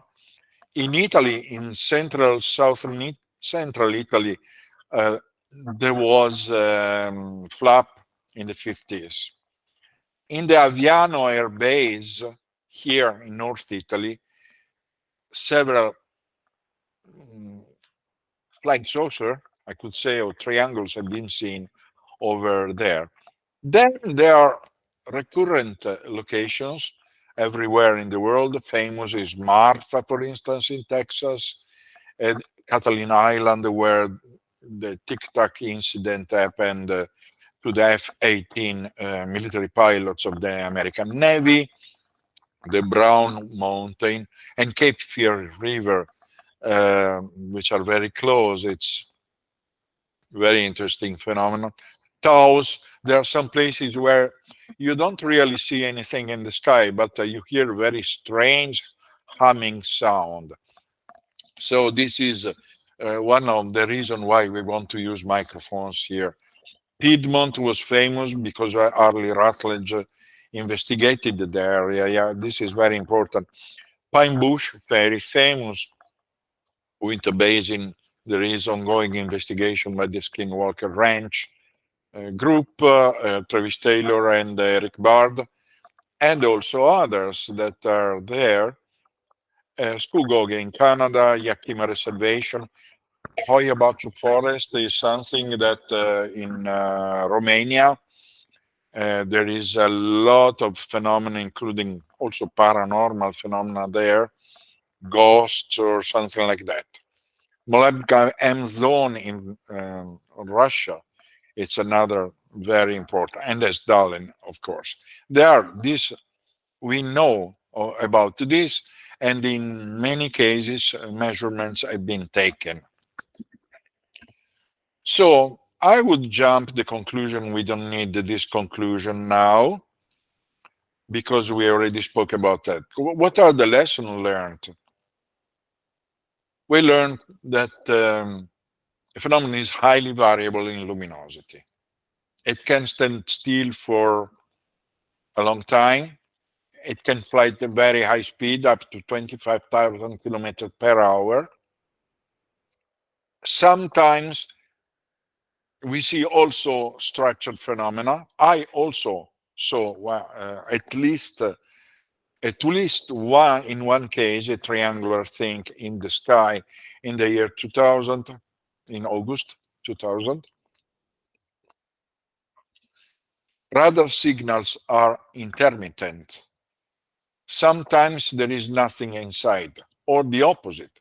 Sometimes you see something and you see no radar signals. Optical spectra are different the one from the other. Could be multi-peaked LED-like continuum, or sometimes line spectra. There can be magnetic perturbation that are strongly oscillating, and also radio emission is strongly changing. And the night vision goggles, like I used in a study, show that even if the phenomenon is turned off, in reality it's still there, because when I used night vision system, I saw it very luminous, even if my eye couldn't see it. So infrared will be extremely important for monitoring the valley in Esdalen, for instance. In the case of structured UAP, okay, so something that is like triangles, flying saucers, something like that. I have been looking at the literature, okay, just while I was working with the Galileo project. And I noticed that there are some points that can be absolutely fixed, okay? Points, because they are numbers, and these numbers should guide our research, our investigation, okay? And these numbers are very high. They speak about speed of 12,000 kilometers per hour, acceleration up to 5,000 G, okay? Luminosity that can reach up to 30,000 megawatt. It can be regularly or irregularly variable. Also the color. Sometimes you have light spots over a dark surface. Other times you see a totally illuminated surface. You have magnetic disturbances. It can cause electromagnetic interference. When the UAP is very close to electric apparatuses and or engines. There is a big work by Mark Rodegier, 1991, as a QFOS monograph, very interesting. UAP can show any kind of geometries, and almost no one of which show aerodynamic characteristics of flight. The UAP shape is variable. It can change from simple light ball to geometric shapes. The radar signals are often intermittent, like in their slides, and sometimes you see nothing in sight. So the question is, are light balls those phenomena that occurs very often in specific place, the same phenomena as a structured UAP, or why the two phenomena interact together? What is the reason of this interaction? Why are light balls and structured UAP sometimes overlapped together? This is one of the mystery. Okay, I want to ask you if you are listening my voice.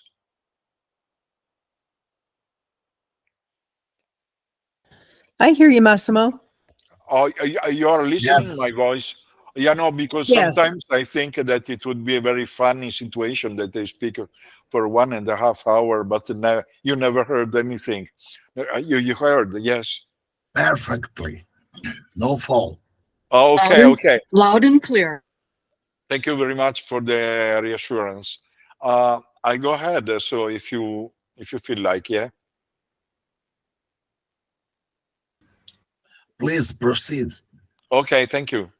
So this is this part is astrophysical. Okay, if the lights that we are observing are really coming from extraterrestrial visits, then we have to see the source of this. Okay, just a second because I'm searching. Okay, so searching outside of Earth. Okay, they must come, of course, from other planets. Okay, we don't speak about other dimensions because it's a hot subject. Okay, it's not yet time to speak about that. We speak about what is more reasonable, namely visits from other stars, from other planets. So what is astrophysics doing with that? Okay, it's their project, their publications. First thing is that we are searching for technosignatures in other stars. And the second is that we can find signs of exogenous visits inside our solar system. For instance, like the Oumuamua object that was so deeply studied by Avi Loeb, okay? So in the first case, okay, I go directly to what is of importance. We are searching something like this. Imagine that the center is a star of solar type, okay? We expect from a solar type stars an infrared emission that is minimal, okay? If we compare to the emission of infrared radiation coming from the sun, and if we see that from a solar type star, we have an infrared emission that is much more than is predicted, we might think to something artificial, okay? These kind of stars are stabilized.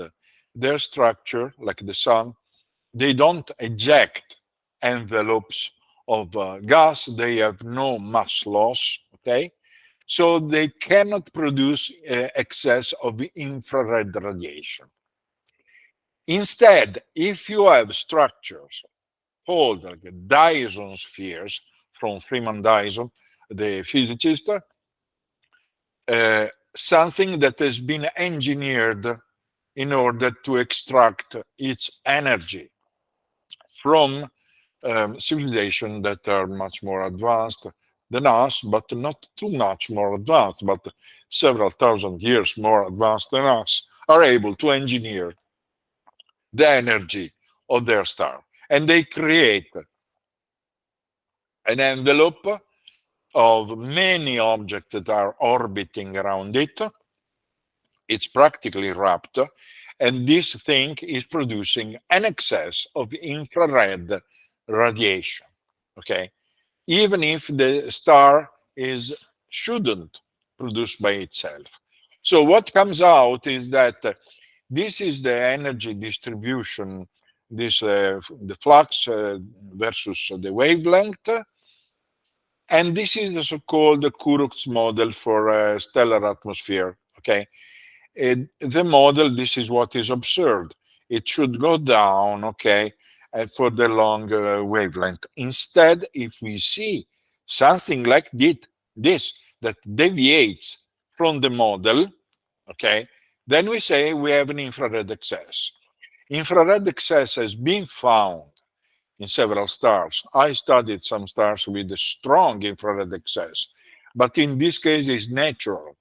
It's caused by a disk of matter, of gases that has been thrown away from the stars because of a very strong rotation of these stars. But these stars are giants or supergiants, very hot, of B-type. Life cannot exist, okay? Solar planets and extrasolar planets can exist, but not life, not atmosphere. But this is the case of solar type stars, where we expect an infrared excess that we wouldn't expect from this kind of stars. The other one are anomalous light curves that are produced by situations that are similar to the situation that I've been showing. Imagine a star like the sun with many orbiting gigantic objects, okay, that are components of a Dyson sphere.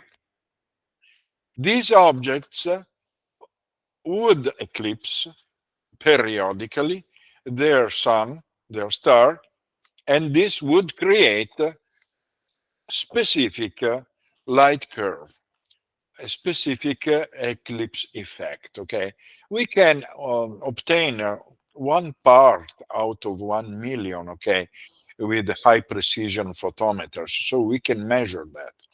So infrared excess and anomalous light curve, which, by the way, can tell even the geometric shape of the object that is eclipsing the star, are two markers of a techno signature, okay? So before looking at something in our atmosphere, we have to look in those stars, okay?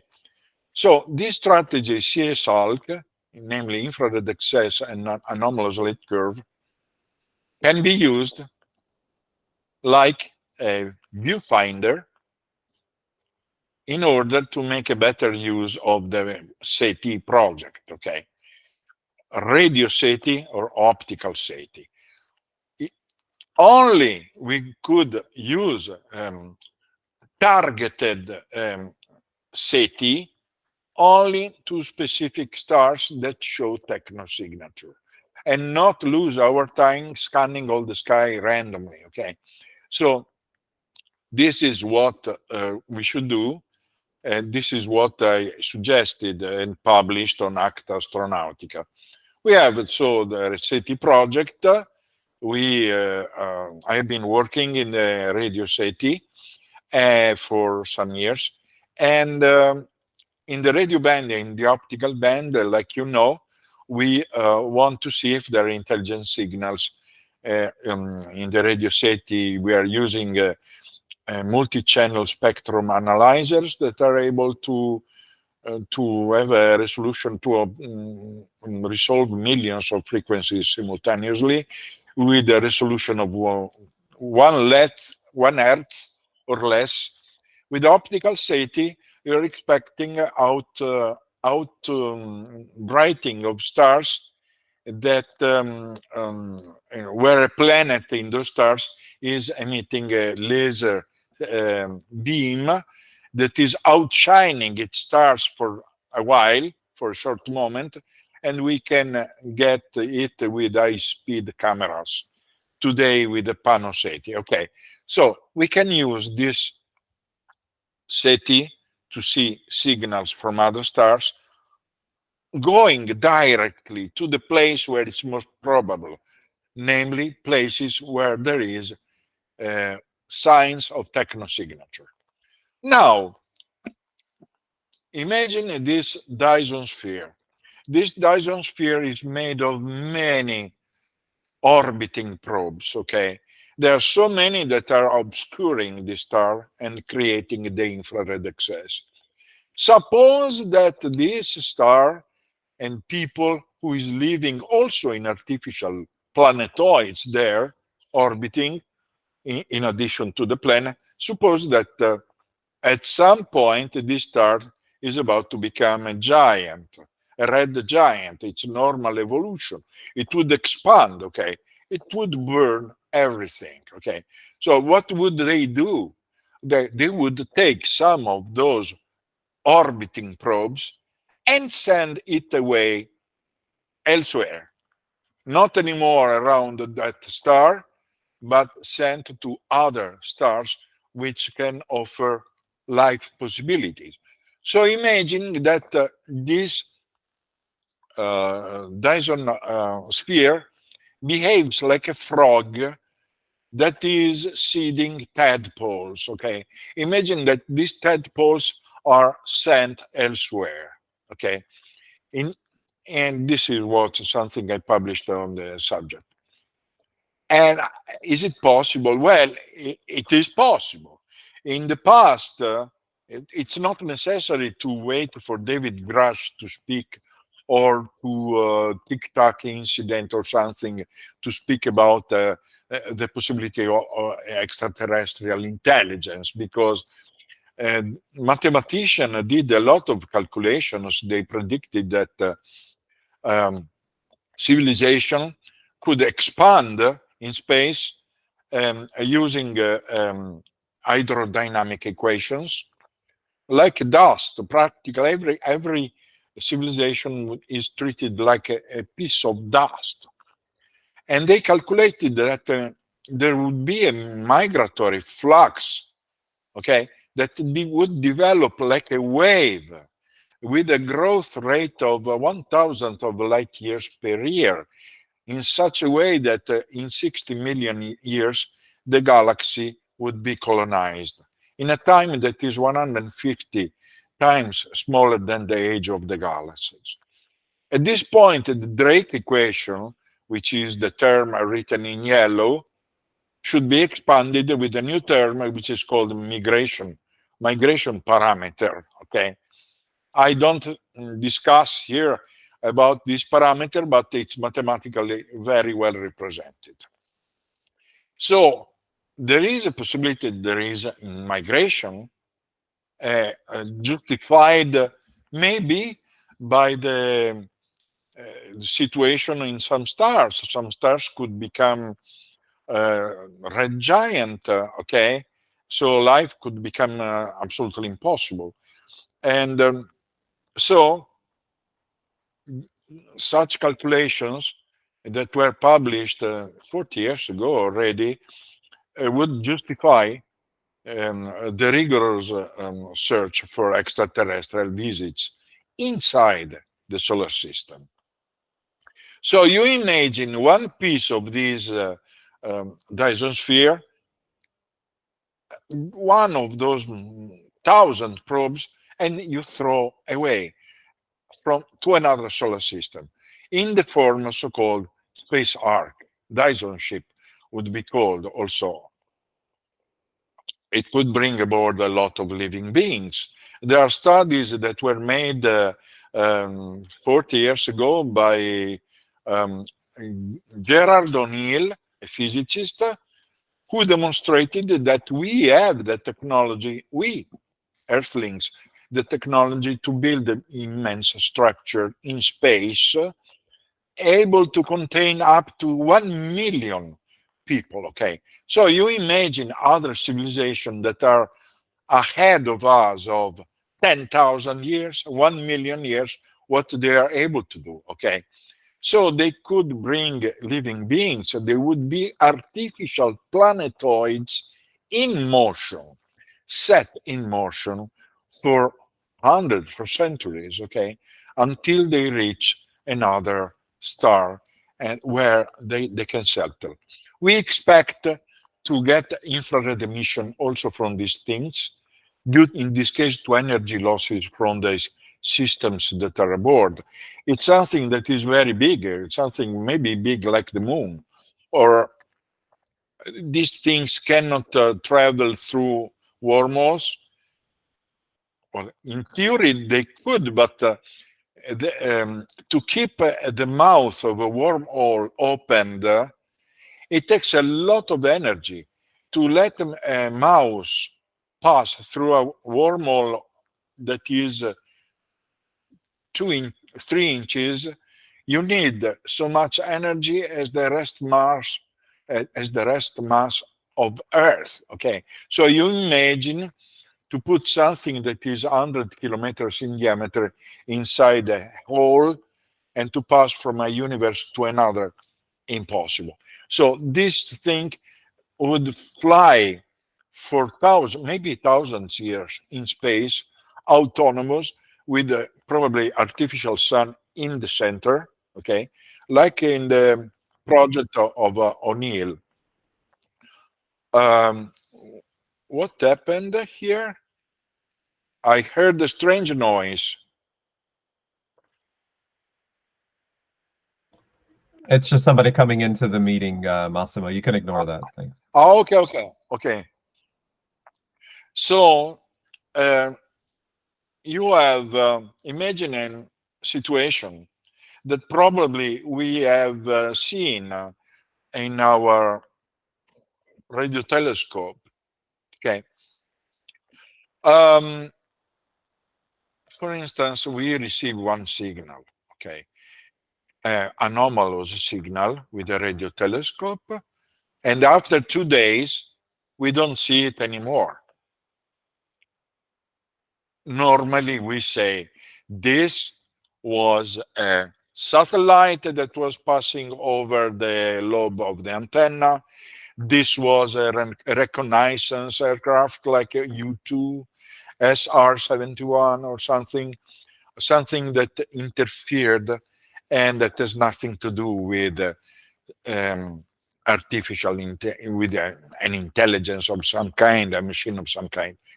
But if there is an object inside the solar system, and this could be one of those Dyson arcs, it would have a very high speed. We call high proper motion in astronomy, okay? strong angular velocity. It would stay inside by chance in the lobe of the antenna of a radio telescope only for maybe some seconds, some minutes, and then go away because it's very close. So it's going very fast. It's not like stars that are far away, which have a changement in their coordinates every 50 years of 1 arc second. In this case, you have several degrees of movement in a few hours. Okay, so this movement could be done by an object that is moving very fast, that is very close, and that is inside the solar system. Okay, the SETI protocol don't consider this kind of possibility. The SETI protocol say we have to look only at intelligent signals coming from stars that are far away, and everyone has to see, every observer on Earth have to see the same signal. That's correct. And we have to see this signal continuously and not only transiently. If it is transient, well, it doesn't belong to SETI. I say no. It could belong very much to SETI due to this reason. Okay, so today, especially with the technology of square array telescopes like SKA technology, like we have also here near Bologna, we can scan the sky simultaneously in many directions. So we can try to track this kind of object and invent one kind of technique or simulation that predict a searching, hunting activity of an object that is crossing the solar system. We want to catch it again, and we want to track it in the same way in which we are tracking comets. At that point, we have 2 points, and if there is no acceleration or something, we have the orbit, we can track the object. At that point, we can do all the studies that we want using telescopes, powerful, take a spectra with a high resolution spectrum, radio telescope, radar, everything. We would scan the object by following it in space. Okay, this is what we would like to do with the UAPs inside our atmosphere. Okay, suppose that this guy behave like a carrier which releases airplanes everywhere. Okay, so suppose that this guy are releasing probes, and so we have to monitor what happens on our planet, not out of our planet. I avoid this conclusion, and okay, this has been published on peer-reviewed journals, also on this book of Springer. And von Neumann self-replicating probes is an hypothesis that extraterrestrial intelligence civilization could spread not only Dyson ships, but also little probes governed by microelectronics and artificial intelligence that are exploring the solar system. They could be so small, like a marble or something like that. So we should study this possibility. We should look, okay, with our instruments. Something maybe has been found, but it has not been studied systematically. Something was seen, I remember Vladimir Rubtsov, a Russian physicist, from Ukraine. He told me about these things that were found in many cases. It's junk material from industrial remnants or something. In other cases, there were no more news about this thing. In some cases, there were probably hoaxes, but whenever there is this kind of witness, we should send expert and do immediately a laboratory analysis of this thing. Maybe something has been filmed, and here is with the voice of Dr. Kirkpatrick, who will continue to work for the Arrow, for the Pentagon. And here there is his comment about an object. Consider Kirkpatrick is quite skeptical, and this object, which is just a sphere, this object was one of the few cases which he admitted, well, there is no explanation. And here, at some point, it appears, this one. So it's not unresolved. It's not resolved. This is the famous case of the Tic Tac. It's another object of this kind from the targeting pod of the F-18E. So they could be machines, they could be probes governed by artificial intelligence with no alien aboard, like our automatic probes that we send to Mars, to the Moon, to Venus.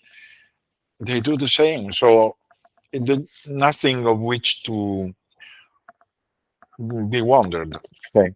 So if they send shuttle to Earth, there is all a series of measurement strategies that we have to adopt. Okay, I don't repeat what I already said, but clearly we should do all the triangulation to measure the distance. We should use all the instruments like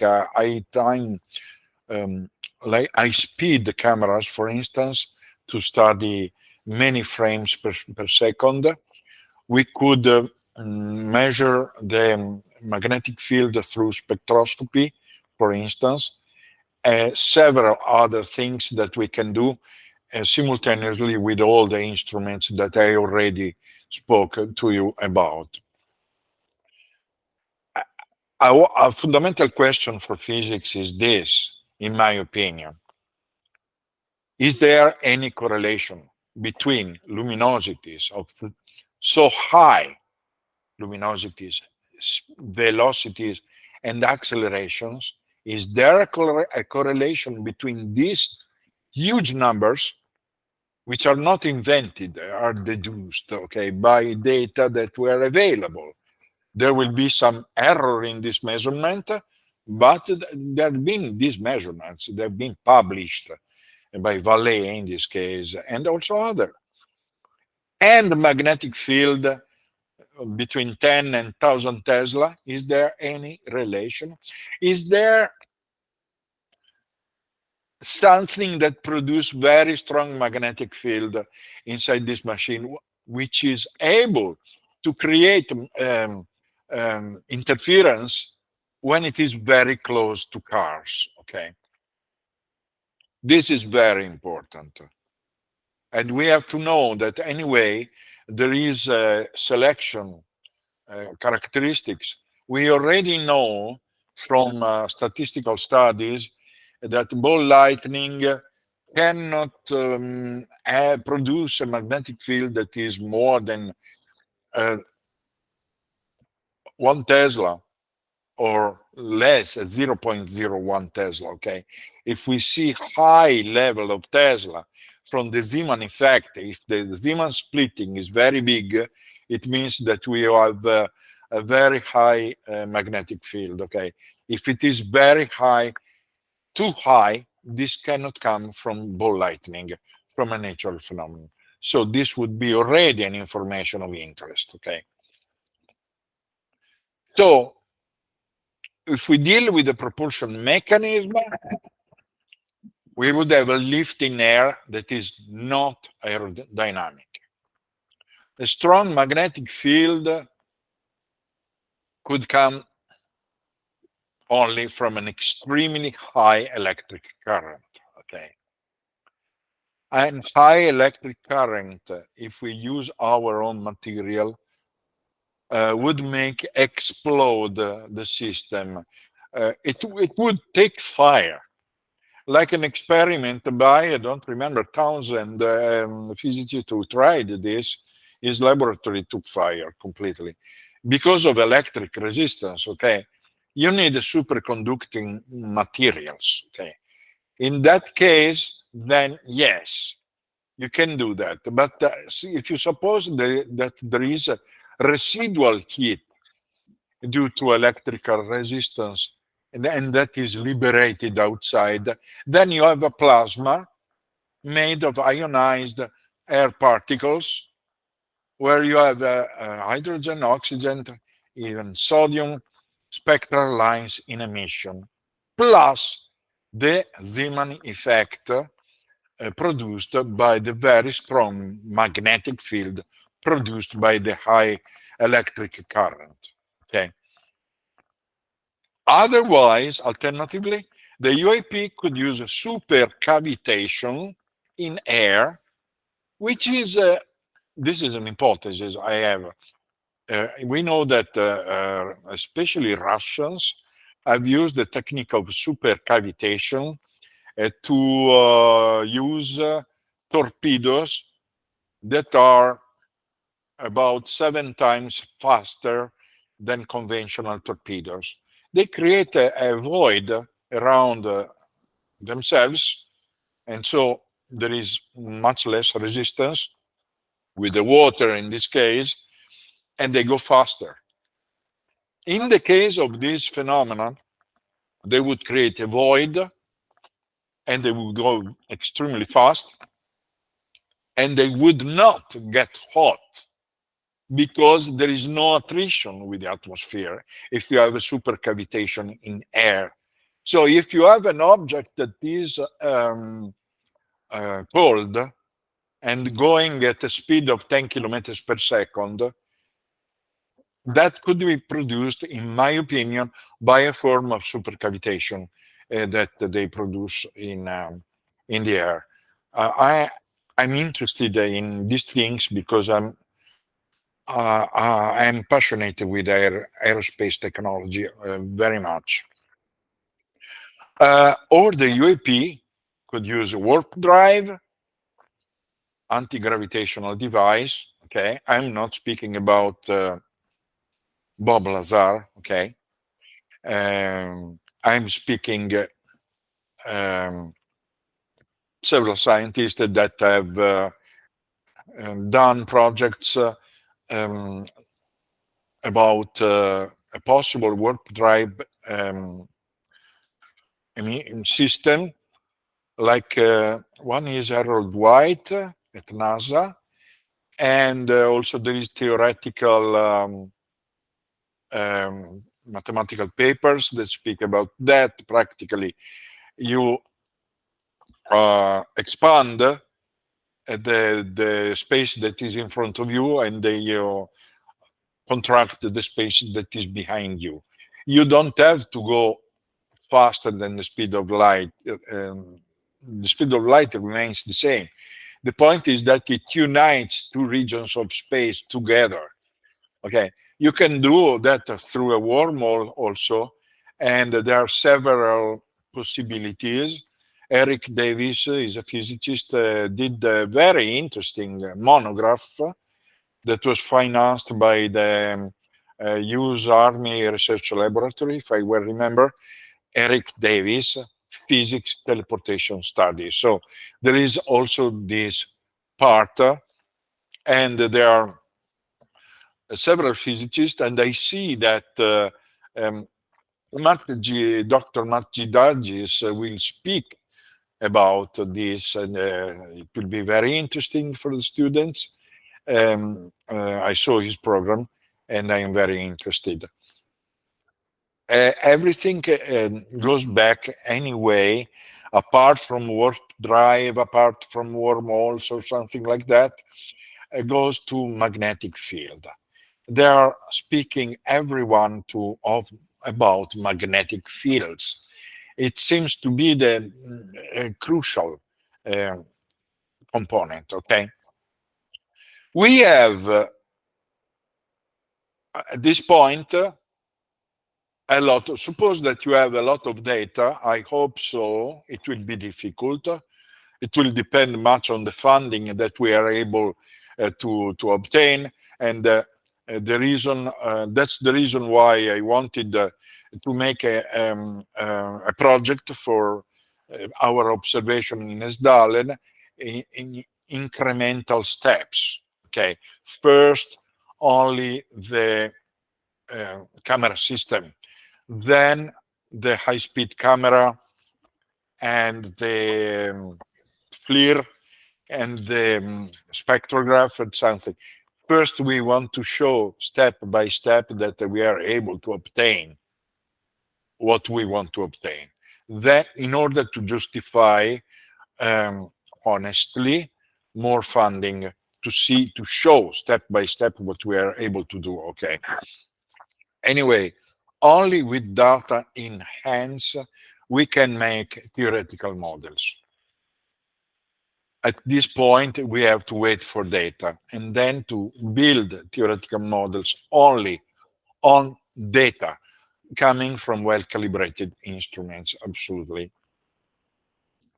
There are some characteristics of what is observed in the UFO casuistry that in reality is very spectacular, but it could be explained as a natural phenomenon. For instance, people have seen some phenomena like ball lightning that were producing a beam of light that were moving randomly, okay?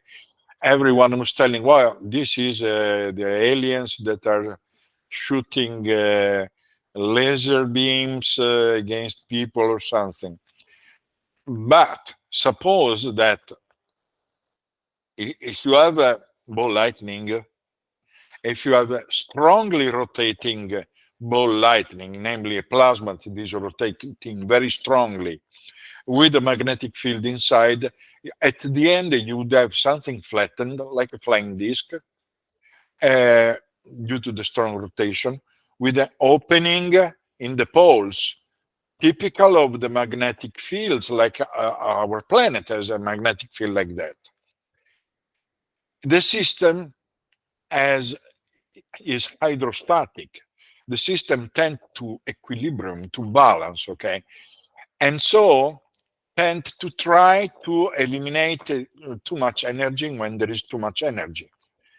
In this case, due to the magnetic field that is opened at the poles, it would emit plasma from the poles like beam of light. And if there is a variation in the turbulence of the air, it will move randomly in the air. So we have to be prepared to the fact that in reality, many of the phenomena that we see, triangles, flying saucer, or whatever beams, could be in reality natural phenomena, okay? So we have to be prepared. We have to be without malice and go ahead, analyze the data, take the number, and go ahead with that. Would like to end here because I would give more space to questions. This is my conclusion. Someone said speed greater than 10 kilometers per second are only orbital.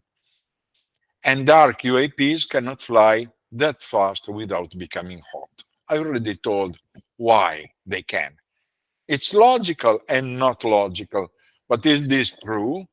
Do we want really how to say, are we priests or scientists? Are we scientists or priests? Okay, so we have not to, we have to obey to the rigor of science, to the mathematical and experimental rigor, but we have also to maintain a mind that is open to what we see, not in the sense that we are searching wormholes and now we are going to demonstrate that our wormholes exist. No, no, no, no, no. We wanted to take data well, first of all. Then we analyze the data, and from what it comes out, then yes, we can deduce something. But not to say this is not possible because it's only orbital. Evidently, it's possible because it has been seen. Then there is an aspect, the aspect of, Mr. Hyde, of Dr. Jekyll, the role of the witness. Question: does the UAP phenomenon occur when there is no witness other than monitoring instruments? What is the relation between the psyche of the witness and the UAP phenomenon? What is the situation with the so-called poltergeist phenomena, with the so-called paranormal phenomena, telepathy, all these strange things that we are scandalized when we physical scientists when listen to these things. No, no, no, this is not possible. Absolutely, this is stupidity or something. No, it's not stupidity. It's full of these cases, and they deserve to be investigated in depth. Are we sure that what we are seeing is a manifestation of ET, or that another kind of intelligence exists on Earth that lives underground, or something that, or there is a parallel dimension that is bordering with ours? Well, there are several theories about other dimensions. And for instance, Max Tegmark has published a very nice article on, I think, Scientific American, yes. I want to finish this with this photo, which is real. I spoke with some physicists in Hungary. This was a ball lightning phenomenon. I thought that it was a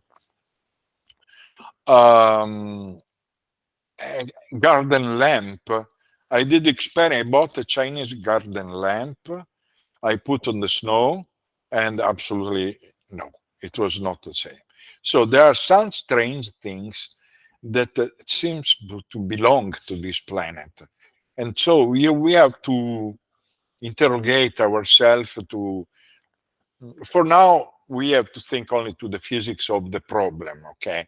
But this doesn't prevent me, at least, to reflect to some aspects that has also to do with consciousness, and the interaction between our consciousness and matter, okay? Regarding the paradigm, Cartesian paradigm, which I'm wondering, is it correct or not correct? Apparently it's correct, but at some level is not anymore correct. Anyway, this is question for the future of humanity. I think I would stop here because I tried to give a synthesis of some of my researches, only a part, because in 2.5 hours it's difficult to speak about everything. So thank you for your attention, and I'm open to questions. I would suggest a pause of 5-10 minutes. Is it possible? Yeah, you want to take a break? Is that it? Yeah. Yeah, let's take a Yeah. 5 or 10 minute break. Okay. All right, we'll take a 10-minute break, and then we'll come And- back for questions. Right. Yeah. And Mike, Yeah. Mike, should we turn on the Q&A so they can put questions in during the break? Yeah. Yeah, but I think actually each person has to access the Q&A feature. So the way to do that for everybody is to go down to the lower right-hand corner of your screen, and there are a number of icons. The one that is the trio of geometrical icons, the triangle, the square, and the circle, if you press that, it should pop up with a screen with different kinds of functionality there, one of which is the Q&A. So I've turned it on my end, but I'm not sure if that's going to turn it on for everybody. So can you guys let me know if you see it? Yeah, I see. Here, see it. Massimo. Yeah, okay, great. I'll like that one. All right, great. So I'll leave the Q&A there. Everybody take a break, a breather, and then fill your questions up there. And anybody who wants to ask a question verbally, just raise your hand in the actual the talk here feature itself, and we'll be happy to take your question. Okay, so we'll see you in about 10 minutes.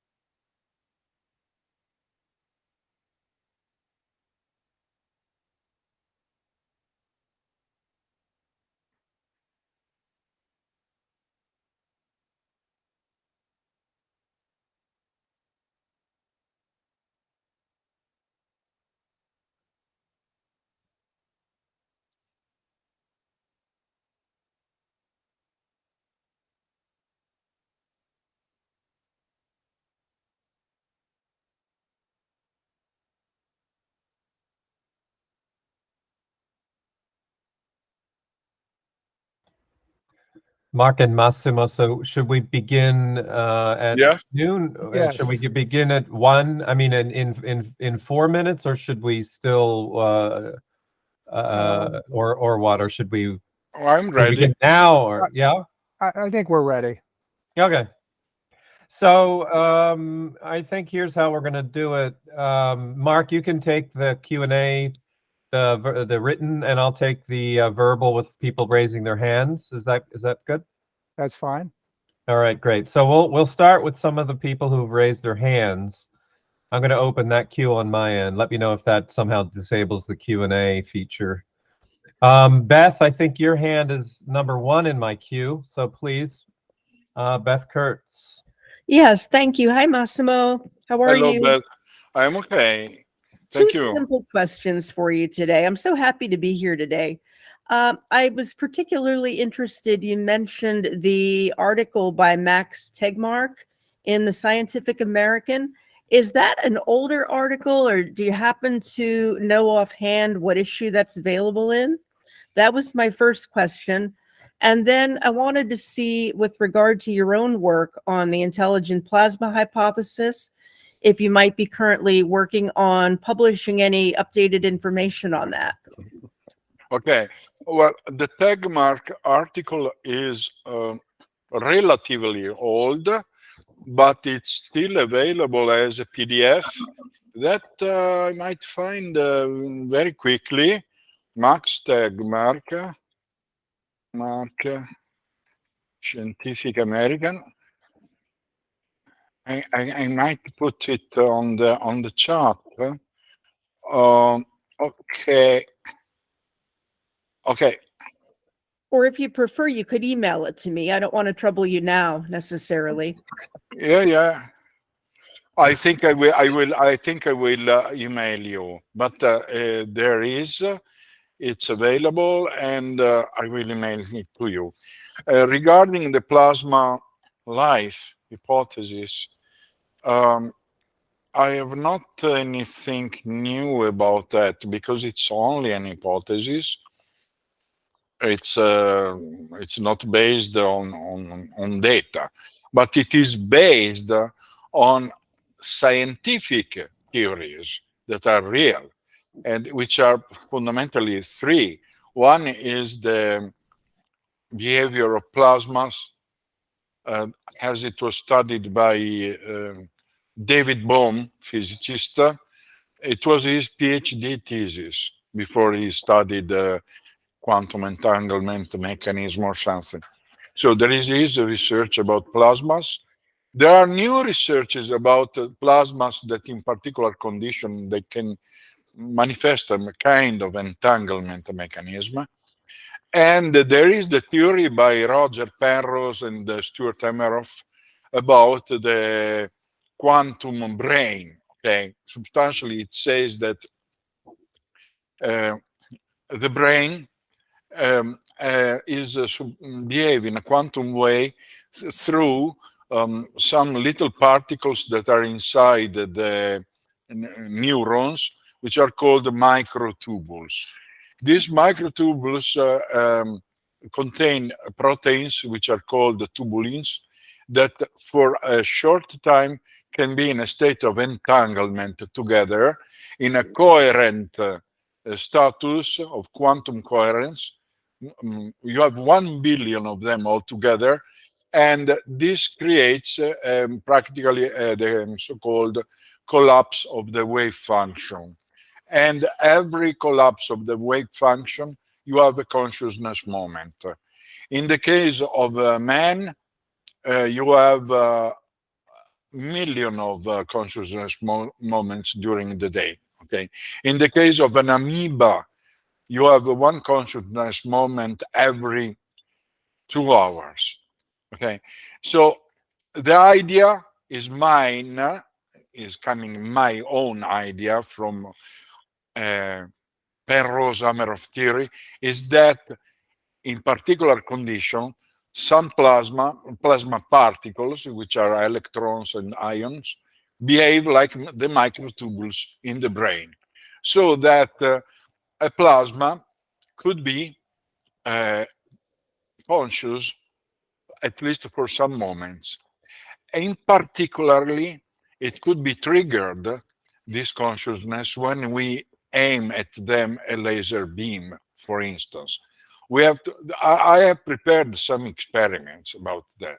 So we have the Stewart-Hameroff theory and analogy that I'm finding with the plasmas, Bohm theory about plasmas, and the experiments that were made aboard the Mir space station, Russian space station, and computer simulations on plasmas and dust particles that shows that plasmas behave like a living form. They produce a sort of helical thing, shape that is identical to the DNA. So there are three elements that make me think that in particular conditions, plasmas could behave like living beings. It's not like the life that we know for now. And then could be also conscious at some moments. Okay. So, but this is only an hypothesis. Anyway, I published an article for who is interested on my website, which is practically a chapter extracted from my book, The Hyperspace of Consciousness, which is my maddest book ever, okay, where I think about that and also about other aspects that are related to quantum mechanics. I've read that book 4 times now, Massimo. I love my it. Thank you. Thank you I very love much. that book. Thank you very much. If you have any So- other links that you might be able to send me on what you just detailed, I'd really appreciate it. Do you still have my email, or would you like me to email and you can reply? Oh yeah, no, I can find you. I can find you on that on. I still have, yes. Wonderful. Thank you so much. Yeah. Thank you for the question. So we'll take one more from the verbal, and then Mark will throw it over to you for the written Q&A. So Silvano. Oh, hi. Hey. Well, thank you so much, Massimo. This talk was incredibly comprehensive and deep. So very Thank much. you. I'm tempted to speak Italian to you, but I won't. I live part-time in Milan. Maybe we can get together at some point. But my question was, or more like a comment, I'm very much struck by, when I started learning more about this area, about the idea of phenomena happening with frequencies in some areas, with high frequency, like in Norway and other places. And that, to me, has implications on the various hypotheses that can be made. And that's typically not considered.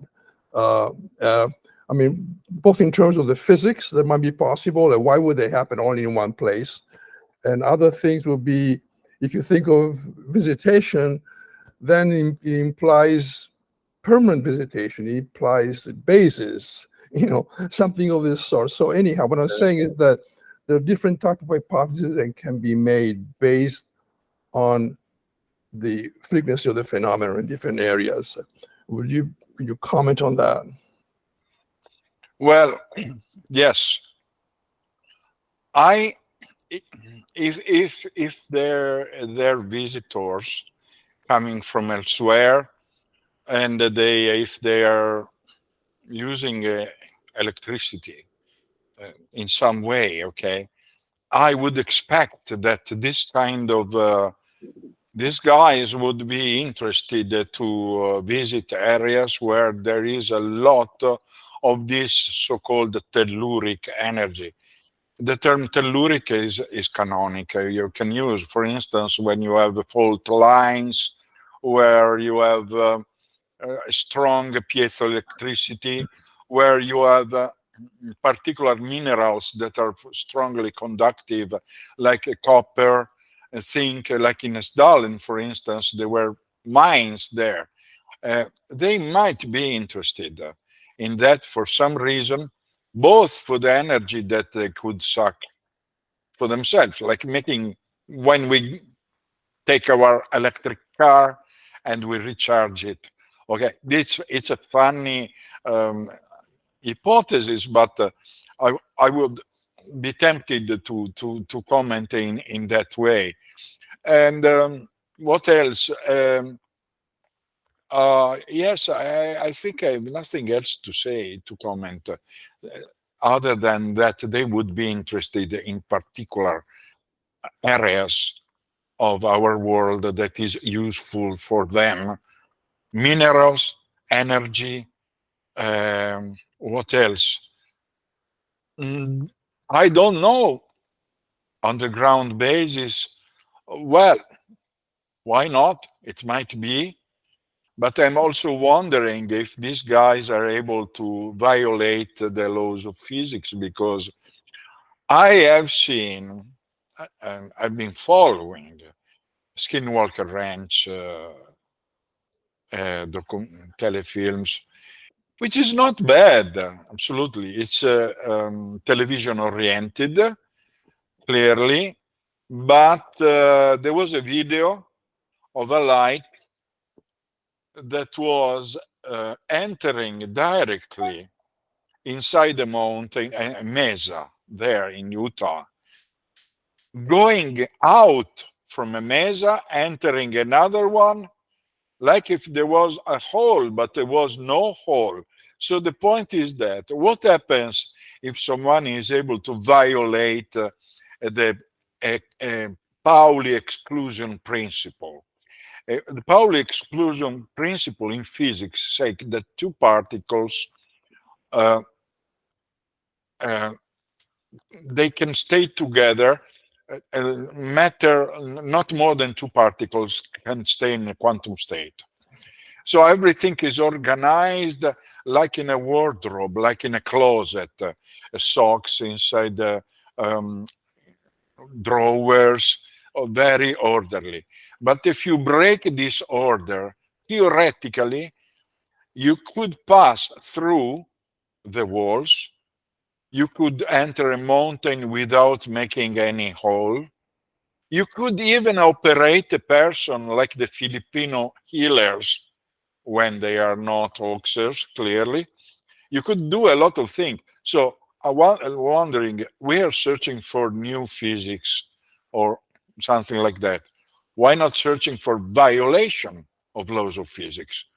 Like the violation of the quantum, of the Pauli exclusion principle. Okay, this is an hypothesis that would scandalize all my colleagues. I don't care, but what we see, let us think that well, they didn't make any hole; they simply enter there and go out. So if they are intelligent beings, otherwise they are plasma phenomena that come out from the rocks or something. Okay, this is what I feel to say. How to comment? Okay, That's it. Massimo, can I just jump in there? I mean, you have to be more specific, right? Because for fermionic matter, the Pauli exclusion principle holds, but it doesn't hold in the case of bosonic, energy, right, state. So for example, the Einstein-Bose condensate does violate the Pauli exclusion principle, right? So. okay. Yeah, so you have to be really specific about it's. In fact, it has to do with the particular state of matter that is being exhibited. So it could be something where the state of matter is being manipulated in very strange ways, but still well within the domain of the known theory of matter, right? So it could be something like that. Yeah. Yeah. Yeah. All right. So Mark, let's yes. let's I'll go over to you. Yeah. Ask a few of these. So we'll start with in order. And it relates, I think, we can relate it and segue this with the anomalies that Massimo was just talking about. So Doug B's question is, have you seen any data to suggest a temporal anomaly? You know, we live in a four-dimensional space at least, right? 3 dimensions of space and 1 of time. No, never. No, not in my experience. How would we determine that? What do you, if there was a temporal anomaly? We were regulating all the clocks at the second, very precisely.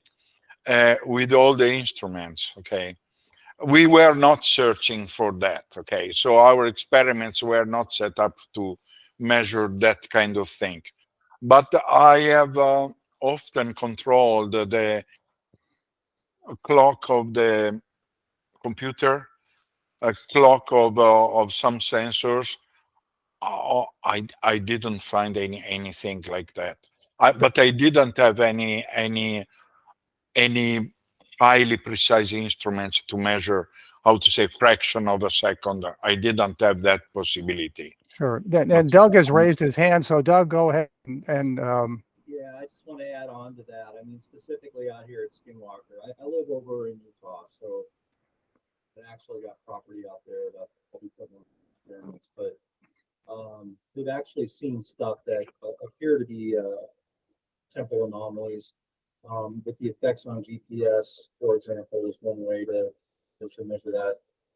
The second one being they ran an experiment up through what they believe to be a wormhole, and they saw, I think it was like a quarter of a second anomaly as they ran it up through that. So that's where that question comes from. Over. Very interesting.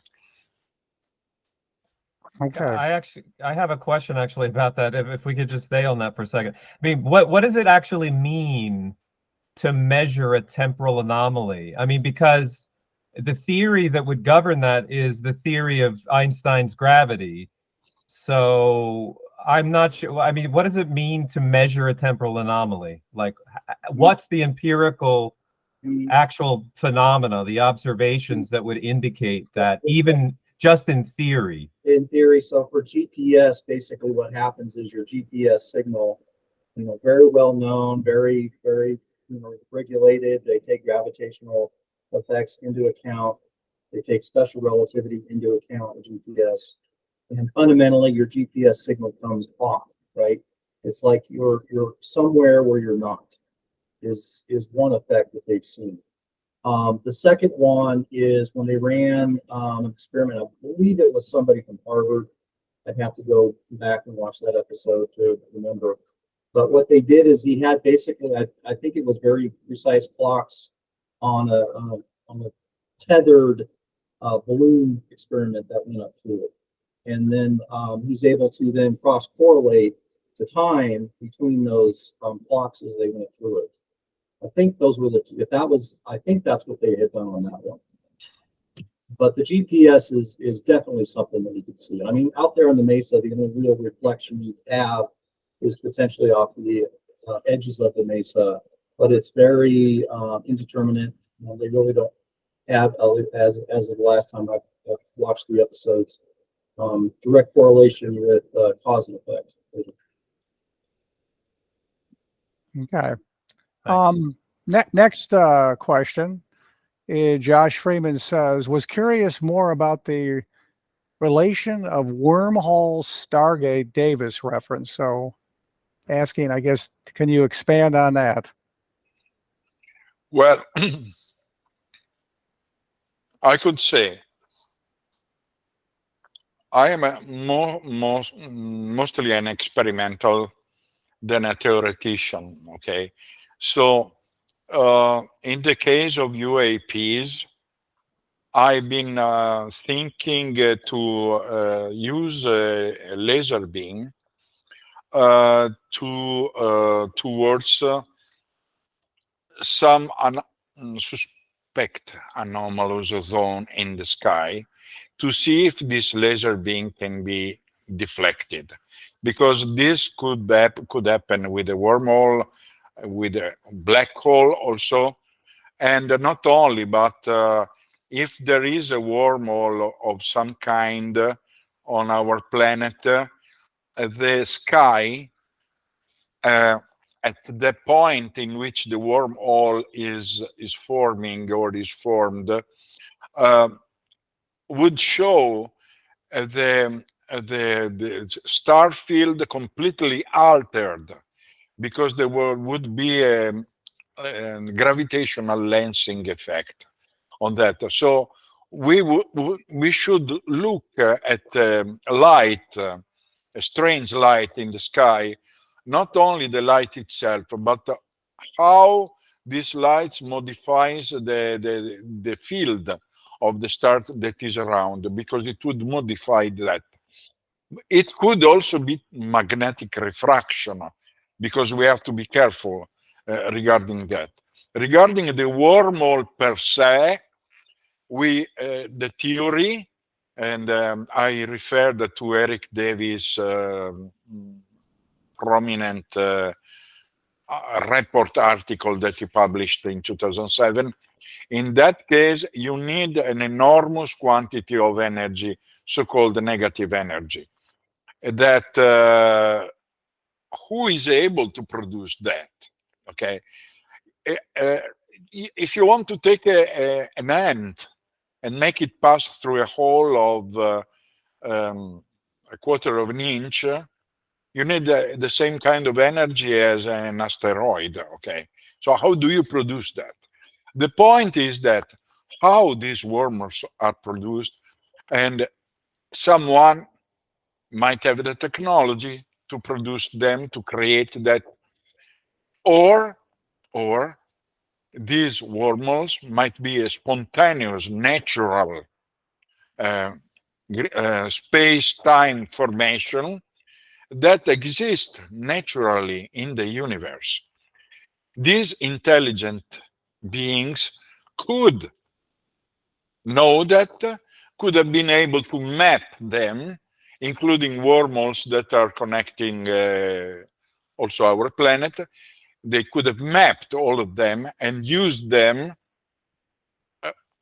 to enter easily. Okay, I think it's more probable that wormholes are natural phenomena, spontaneously produced since the Big Bang or something, and someone is a colleague of mine is thinking that the wormholes could explain consistent part of the dark matter of the universe that we think. So in synthesis, it could be a natural thing, and they could be sufficiently intelligent to be able to identify them from the signature that they produce. In fact, if you go to the Eric Davis article, he shows what are the effect of a wormhole on light, on Earth, what would be the consequences of a wormhole on Earth. So this is what I feel to tell you. All right. Thanks, Massimo. Let me just scroll back down. So now something, whoops, sorry a second. Got to go back to the Q&A. I'd switched away to look at the chat messages for a second. Something a bit more mundane but important. So Peter Reale asks, in terms of sightings of lights in the sky, nebulous lights in the sky, is there any chance that they could be due to superior mirages because of temperature inversion layers in the atmosphere, such as the Fata Morgana effect? So, let me also add to Peter's question. Have you, in your many investigations, ever found a case with that explanation? I did. I was in Arizona. I cannot say the location because it's a protected native reservation, so I cannot say where, but it was in Arizona desert. And I took many photos at daytime where there was the sun. And all of a sudden there was a very luminous phenomenon at daytime floating in the air. I went to see there, and there was a very reflecting rock. Maybe it was a piece of glass inside the rock. It was a reflection of the sun, and the Fata Morgana effect was making it appear that it was much more high than it was really. It was practically 30 feet higher than it was really. So it was, Yeah. Pardon? That was unintentional, Massimo. Sorry. Okay. So yes, I diagnosed that as a mirage effect, definitely. As I diagnosed another case was super spectacular. I thought I got my best photo in the desert there. Instead, no, it was one of those airplanes that you in America are using to spray water in the desert, no? But it was illuminated. Uh, and this was the lights of the airplane on the water that was sprayed behind was creating like a vertical luminous effect. It was super spectacular, like a spiral thing, but it was an airplane. So yes, sometimes many times it happens to see. All right. Uh, Yeah, Peter, did you want to have a quick additional comment? You had your hand up. Yeah, yeah. I've been wondering, I think the ones I'm interested in are the ones with structure, that's to me, that's a real UAP, machines, that are up close. And there's been many, many descriptions of those. But I think many of these ones in the sky could be due to the, superior mirages, which reflecting car headlights in the distance, because it's very difficult to know what the temperature inversion layer is in a particular time. It can vary all the time. And you might have a car driving in the distance reflecting sun off its windshield, and that would make it move through the sky, and yeah. That's the kind of thing but it's very difficult to analyze, but I think it's a credible theory, that could explain at least a lot of these, anyhow. I believe so, because I have seen several cases of that kind. Let's not speak about the, cars on the top of the hills when there is some fog. It seems something is flying literally. Or I remember once there was a pole, practically metal electric pole with many lights attached together. And as I was moving by the car, it was inclining. And then when I was moving by car in the opposite sense, it was inclined in the opposite sense. It was seeming some strange machine in the sky that was inclined, but no, it was absolutely an optical effect. But they're beautiful. And I speak about these effects, many effects, including my cat has created a UFO in my house once. I spoke about that in my book. Unfortunately, it's in Italian and in French now. The first chapter is all about mirage, about this kind of thing. I remember one day my cat had its own pot with water outside on the window, and it was daytime, and there was the sunlight that was reflecting on the water of the pot, and he was moving the water with his paw, but the reflection was on the wall. It was looking like a ball lightning inside the ceiling, over the ceiling. So there are many situations, but really very many situations that we have to be very careful, but also wondered about the beauty of nature. Also, mirage are fantastic.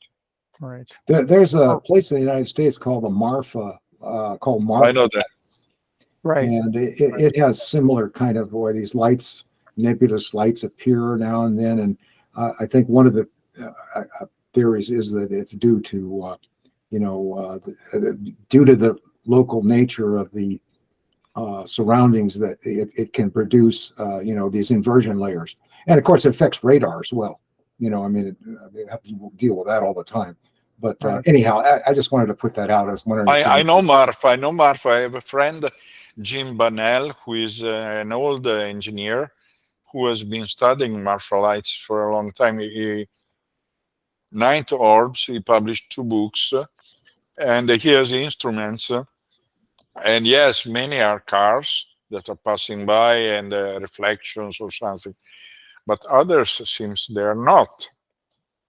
And I know that there were also other cases like a cattle mutilation in the area, as well as in the Arizona mysterious place that I cannot tell which one. Also there, cattle mutilation where it was. And yes, Marfa is very spectacular, yeah. Right. So, all right. Next question is from Lisa Massini.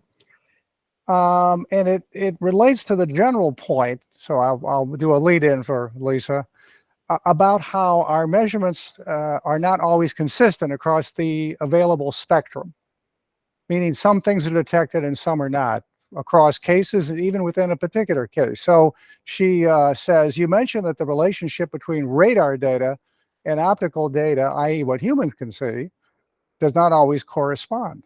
What might this mean regarding the physical nature of the UFO, UAP?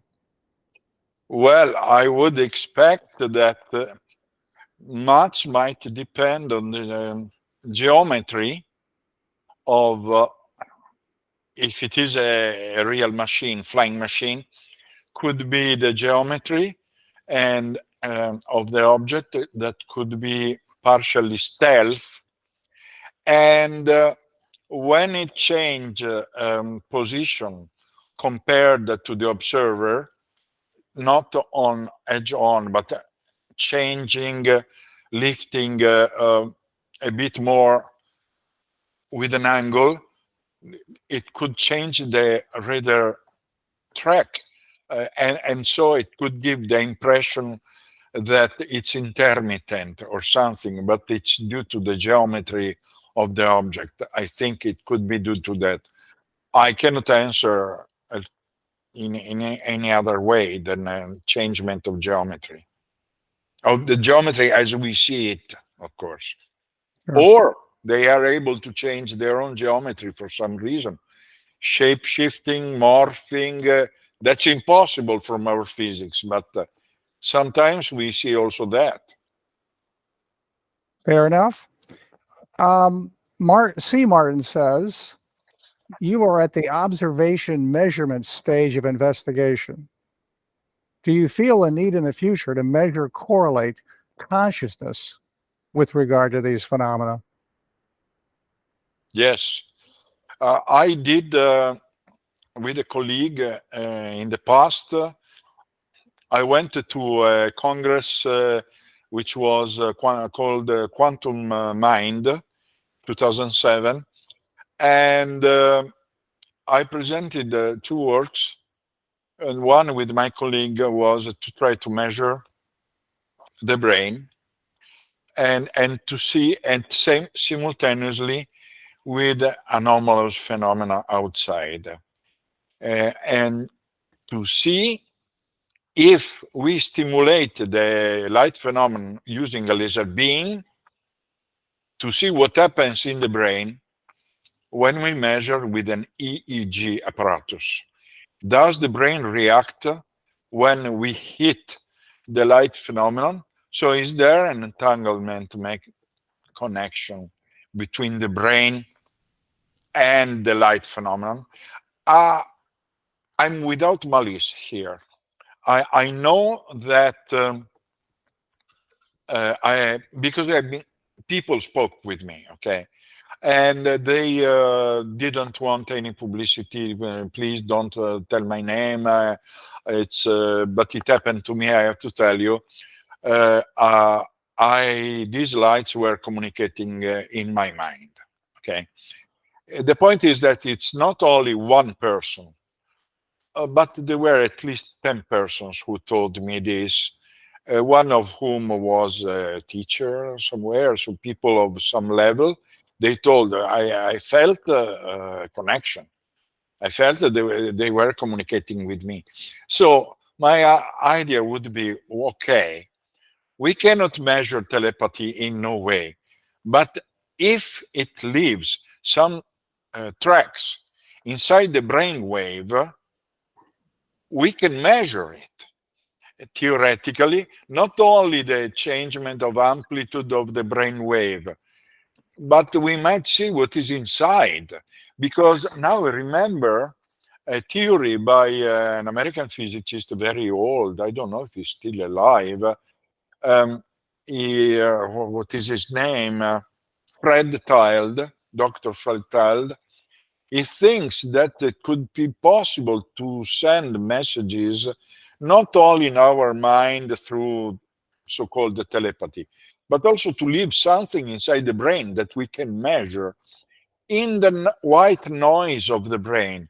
If you assume that you have a sinusoidal trend of our brain wave, you assume to interpolate all the points and normalize this sinusoid with a straight line using a polynomial function of 6 degree or something, some mathematical function. We normalize to one straight line. What then? The question is, what is there inside the noise of the straight line? If we use, for instance, Fourier transform algorithm, or also Caron-Love algorithm to see what is inside the noise, we might find some message there. So I think that consciousness can be measured in that way, at least that part of consciousness. All right, thanks. Doug B is back for a second question. And he asks, and have you had any attempt tried to do hyperspectral imaging and analysis? No, not yet. But there was a researcher here who is now here, Dr. Mark Elowitz, who suggested this at the Galileo project to use it. The point was that these machines are extremely expensive, and I don't know if hyperspectral imaging is good to image lights that are far away. I think they would be wonderful to image, the satellites of Jupiter, for instance, extended objects. But I'm not quite sure if it's convenient or not. But anyway, it's very expensive. Here is Mark, who wants to speak, I see. Hello, Sure, Mark. Yes, my original intent with the hyperspectral imaging was to try to get like reflectance spectra during the daytime off of anomalous objects. And since the hyperspectral sensors, anything in the scene, you can extract a spectrum from. Each pixel contains both spatial and spectral information. So you have to think of it like as a deck of cards in 3D. We call it spectral cubes. And so the idea is if we could capture one of these vehicles with anywhere within the scene, you should in theory be able to extract a reflectance spectra, compare that with a known reference library of different like metallic substances and plastics and polymers. And if you could just get a spectrum of one of these objects, you could finally determine what the outer surface layers are composed of. And I think that would be one of the that would be very interesting, absolutely. I'm for daytime spectroscopy. Yeah. I remember your part in the article that we were writing, and absolutely, yes. My only concern, apart from the fact that I'm more concentrated on other aspect, was about the price of this They sensor. are expensive, yes. They're like $40,000, to $60,000 dollars, and they come in size from compact versions, and we're only talking visible and near IR. If you want to go to like the SWIR band, shortwave, like 2 to 2.5 microns, and then even into the thermal IR region with hyperspectra, now you're talking over $100,000 because you have to worry about cryogenic cooling in the thermal line, in the thermal region. It's a beautiful instrument, but it's not practical for. Who knows? Well, if we win a lot, or maybe I don't know. But I consider that. I always considered your suggestion. Right. And then I guess while I got you here, I could ask a question. You might know a lot about this. In theory, if you had an advanced vehicle within our solar system, so we're talking nearby, and it had a propulsion system that operated on the basis of baryonic, anti-baryonic matter annihilation, that produced muons, which then decayed into pions and neutrinos and electrons. Couldn't you, in theory, do a data archive search from all the neutrino detectors around the world and search for highly directional sources of neutrino bursts that might have occurred in the Good solar idea. system?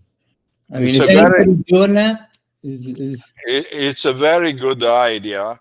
And someone else, I remember, that was suggesting to study better the direction of provenance of gamma ray burst, for instance. Oh, okay. Thinking that it's an annihilation process, matter antimatter. Yes. And it's the time in which the engine is aligned along the sight line. Okay, Right. so we should monitor also with the gamma ray telescopes, X-ray telescope, but also to look at the optical tail of this phenomenon, because it's transient. Okay, it lasts very little.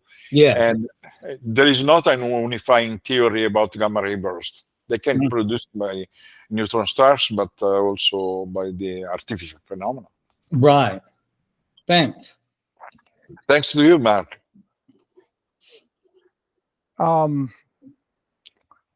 I believe that we covered the questions in the Q&A. Mark, there's actually one that you missed. That's Kimberly Engels, one of our board members. Let's see. Yes, there it is up there at the top.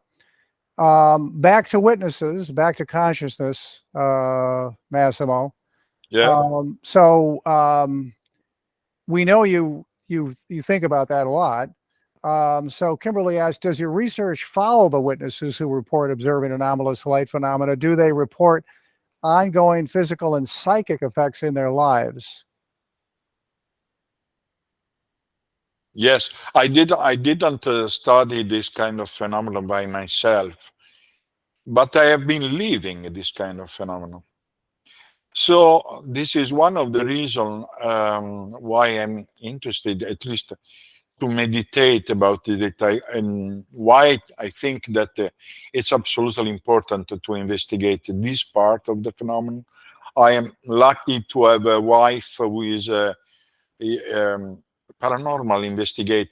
I don't like the term paranormal, but she has been working with a military college of Toronto military and studying UFOs, and she has investigated very deeply this psychic phenomena, which cannot be disregarded at all.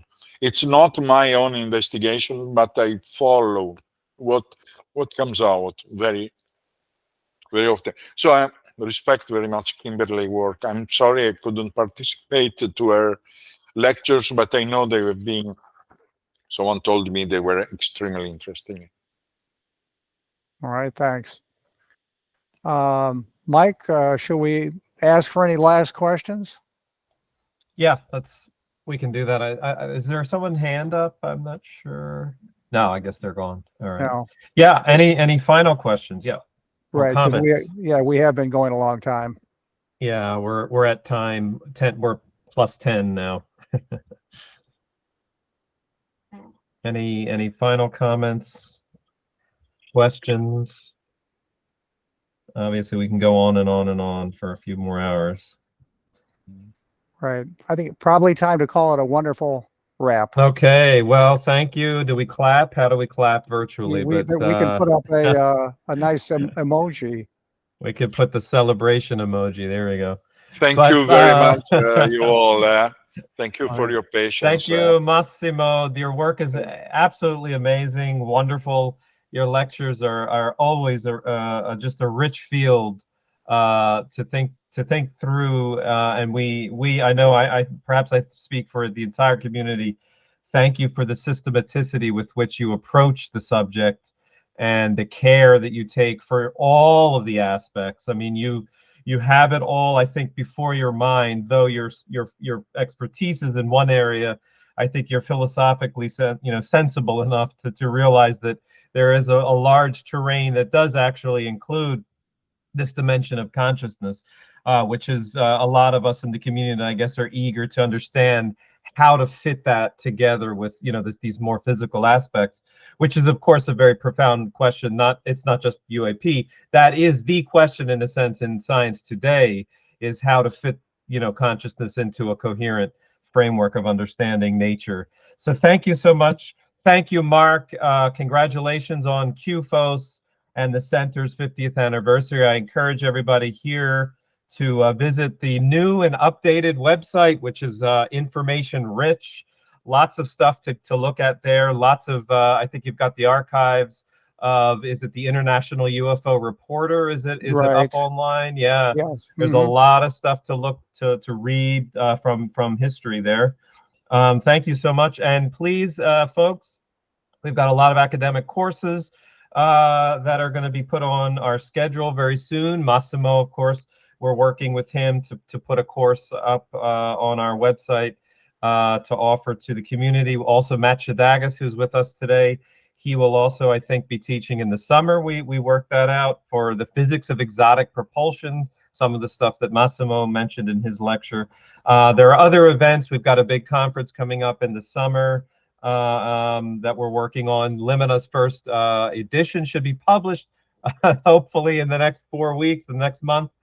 We're working on that. So thank you very much.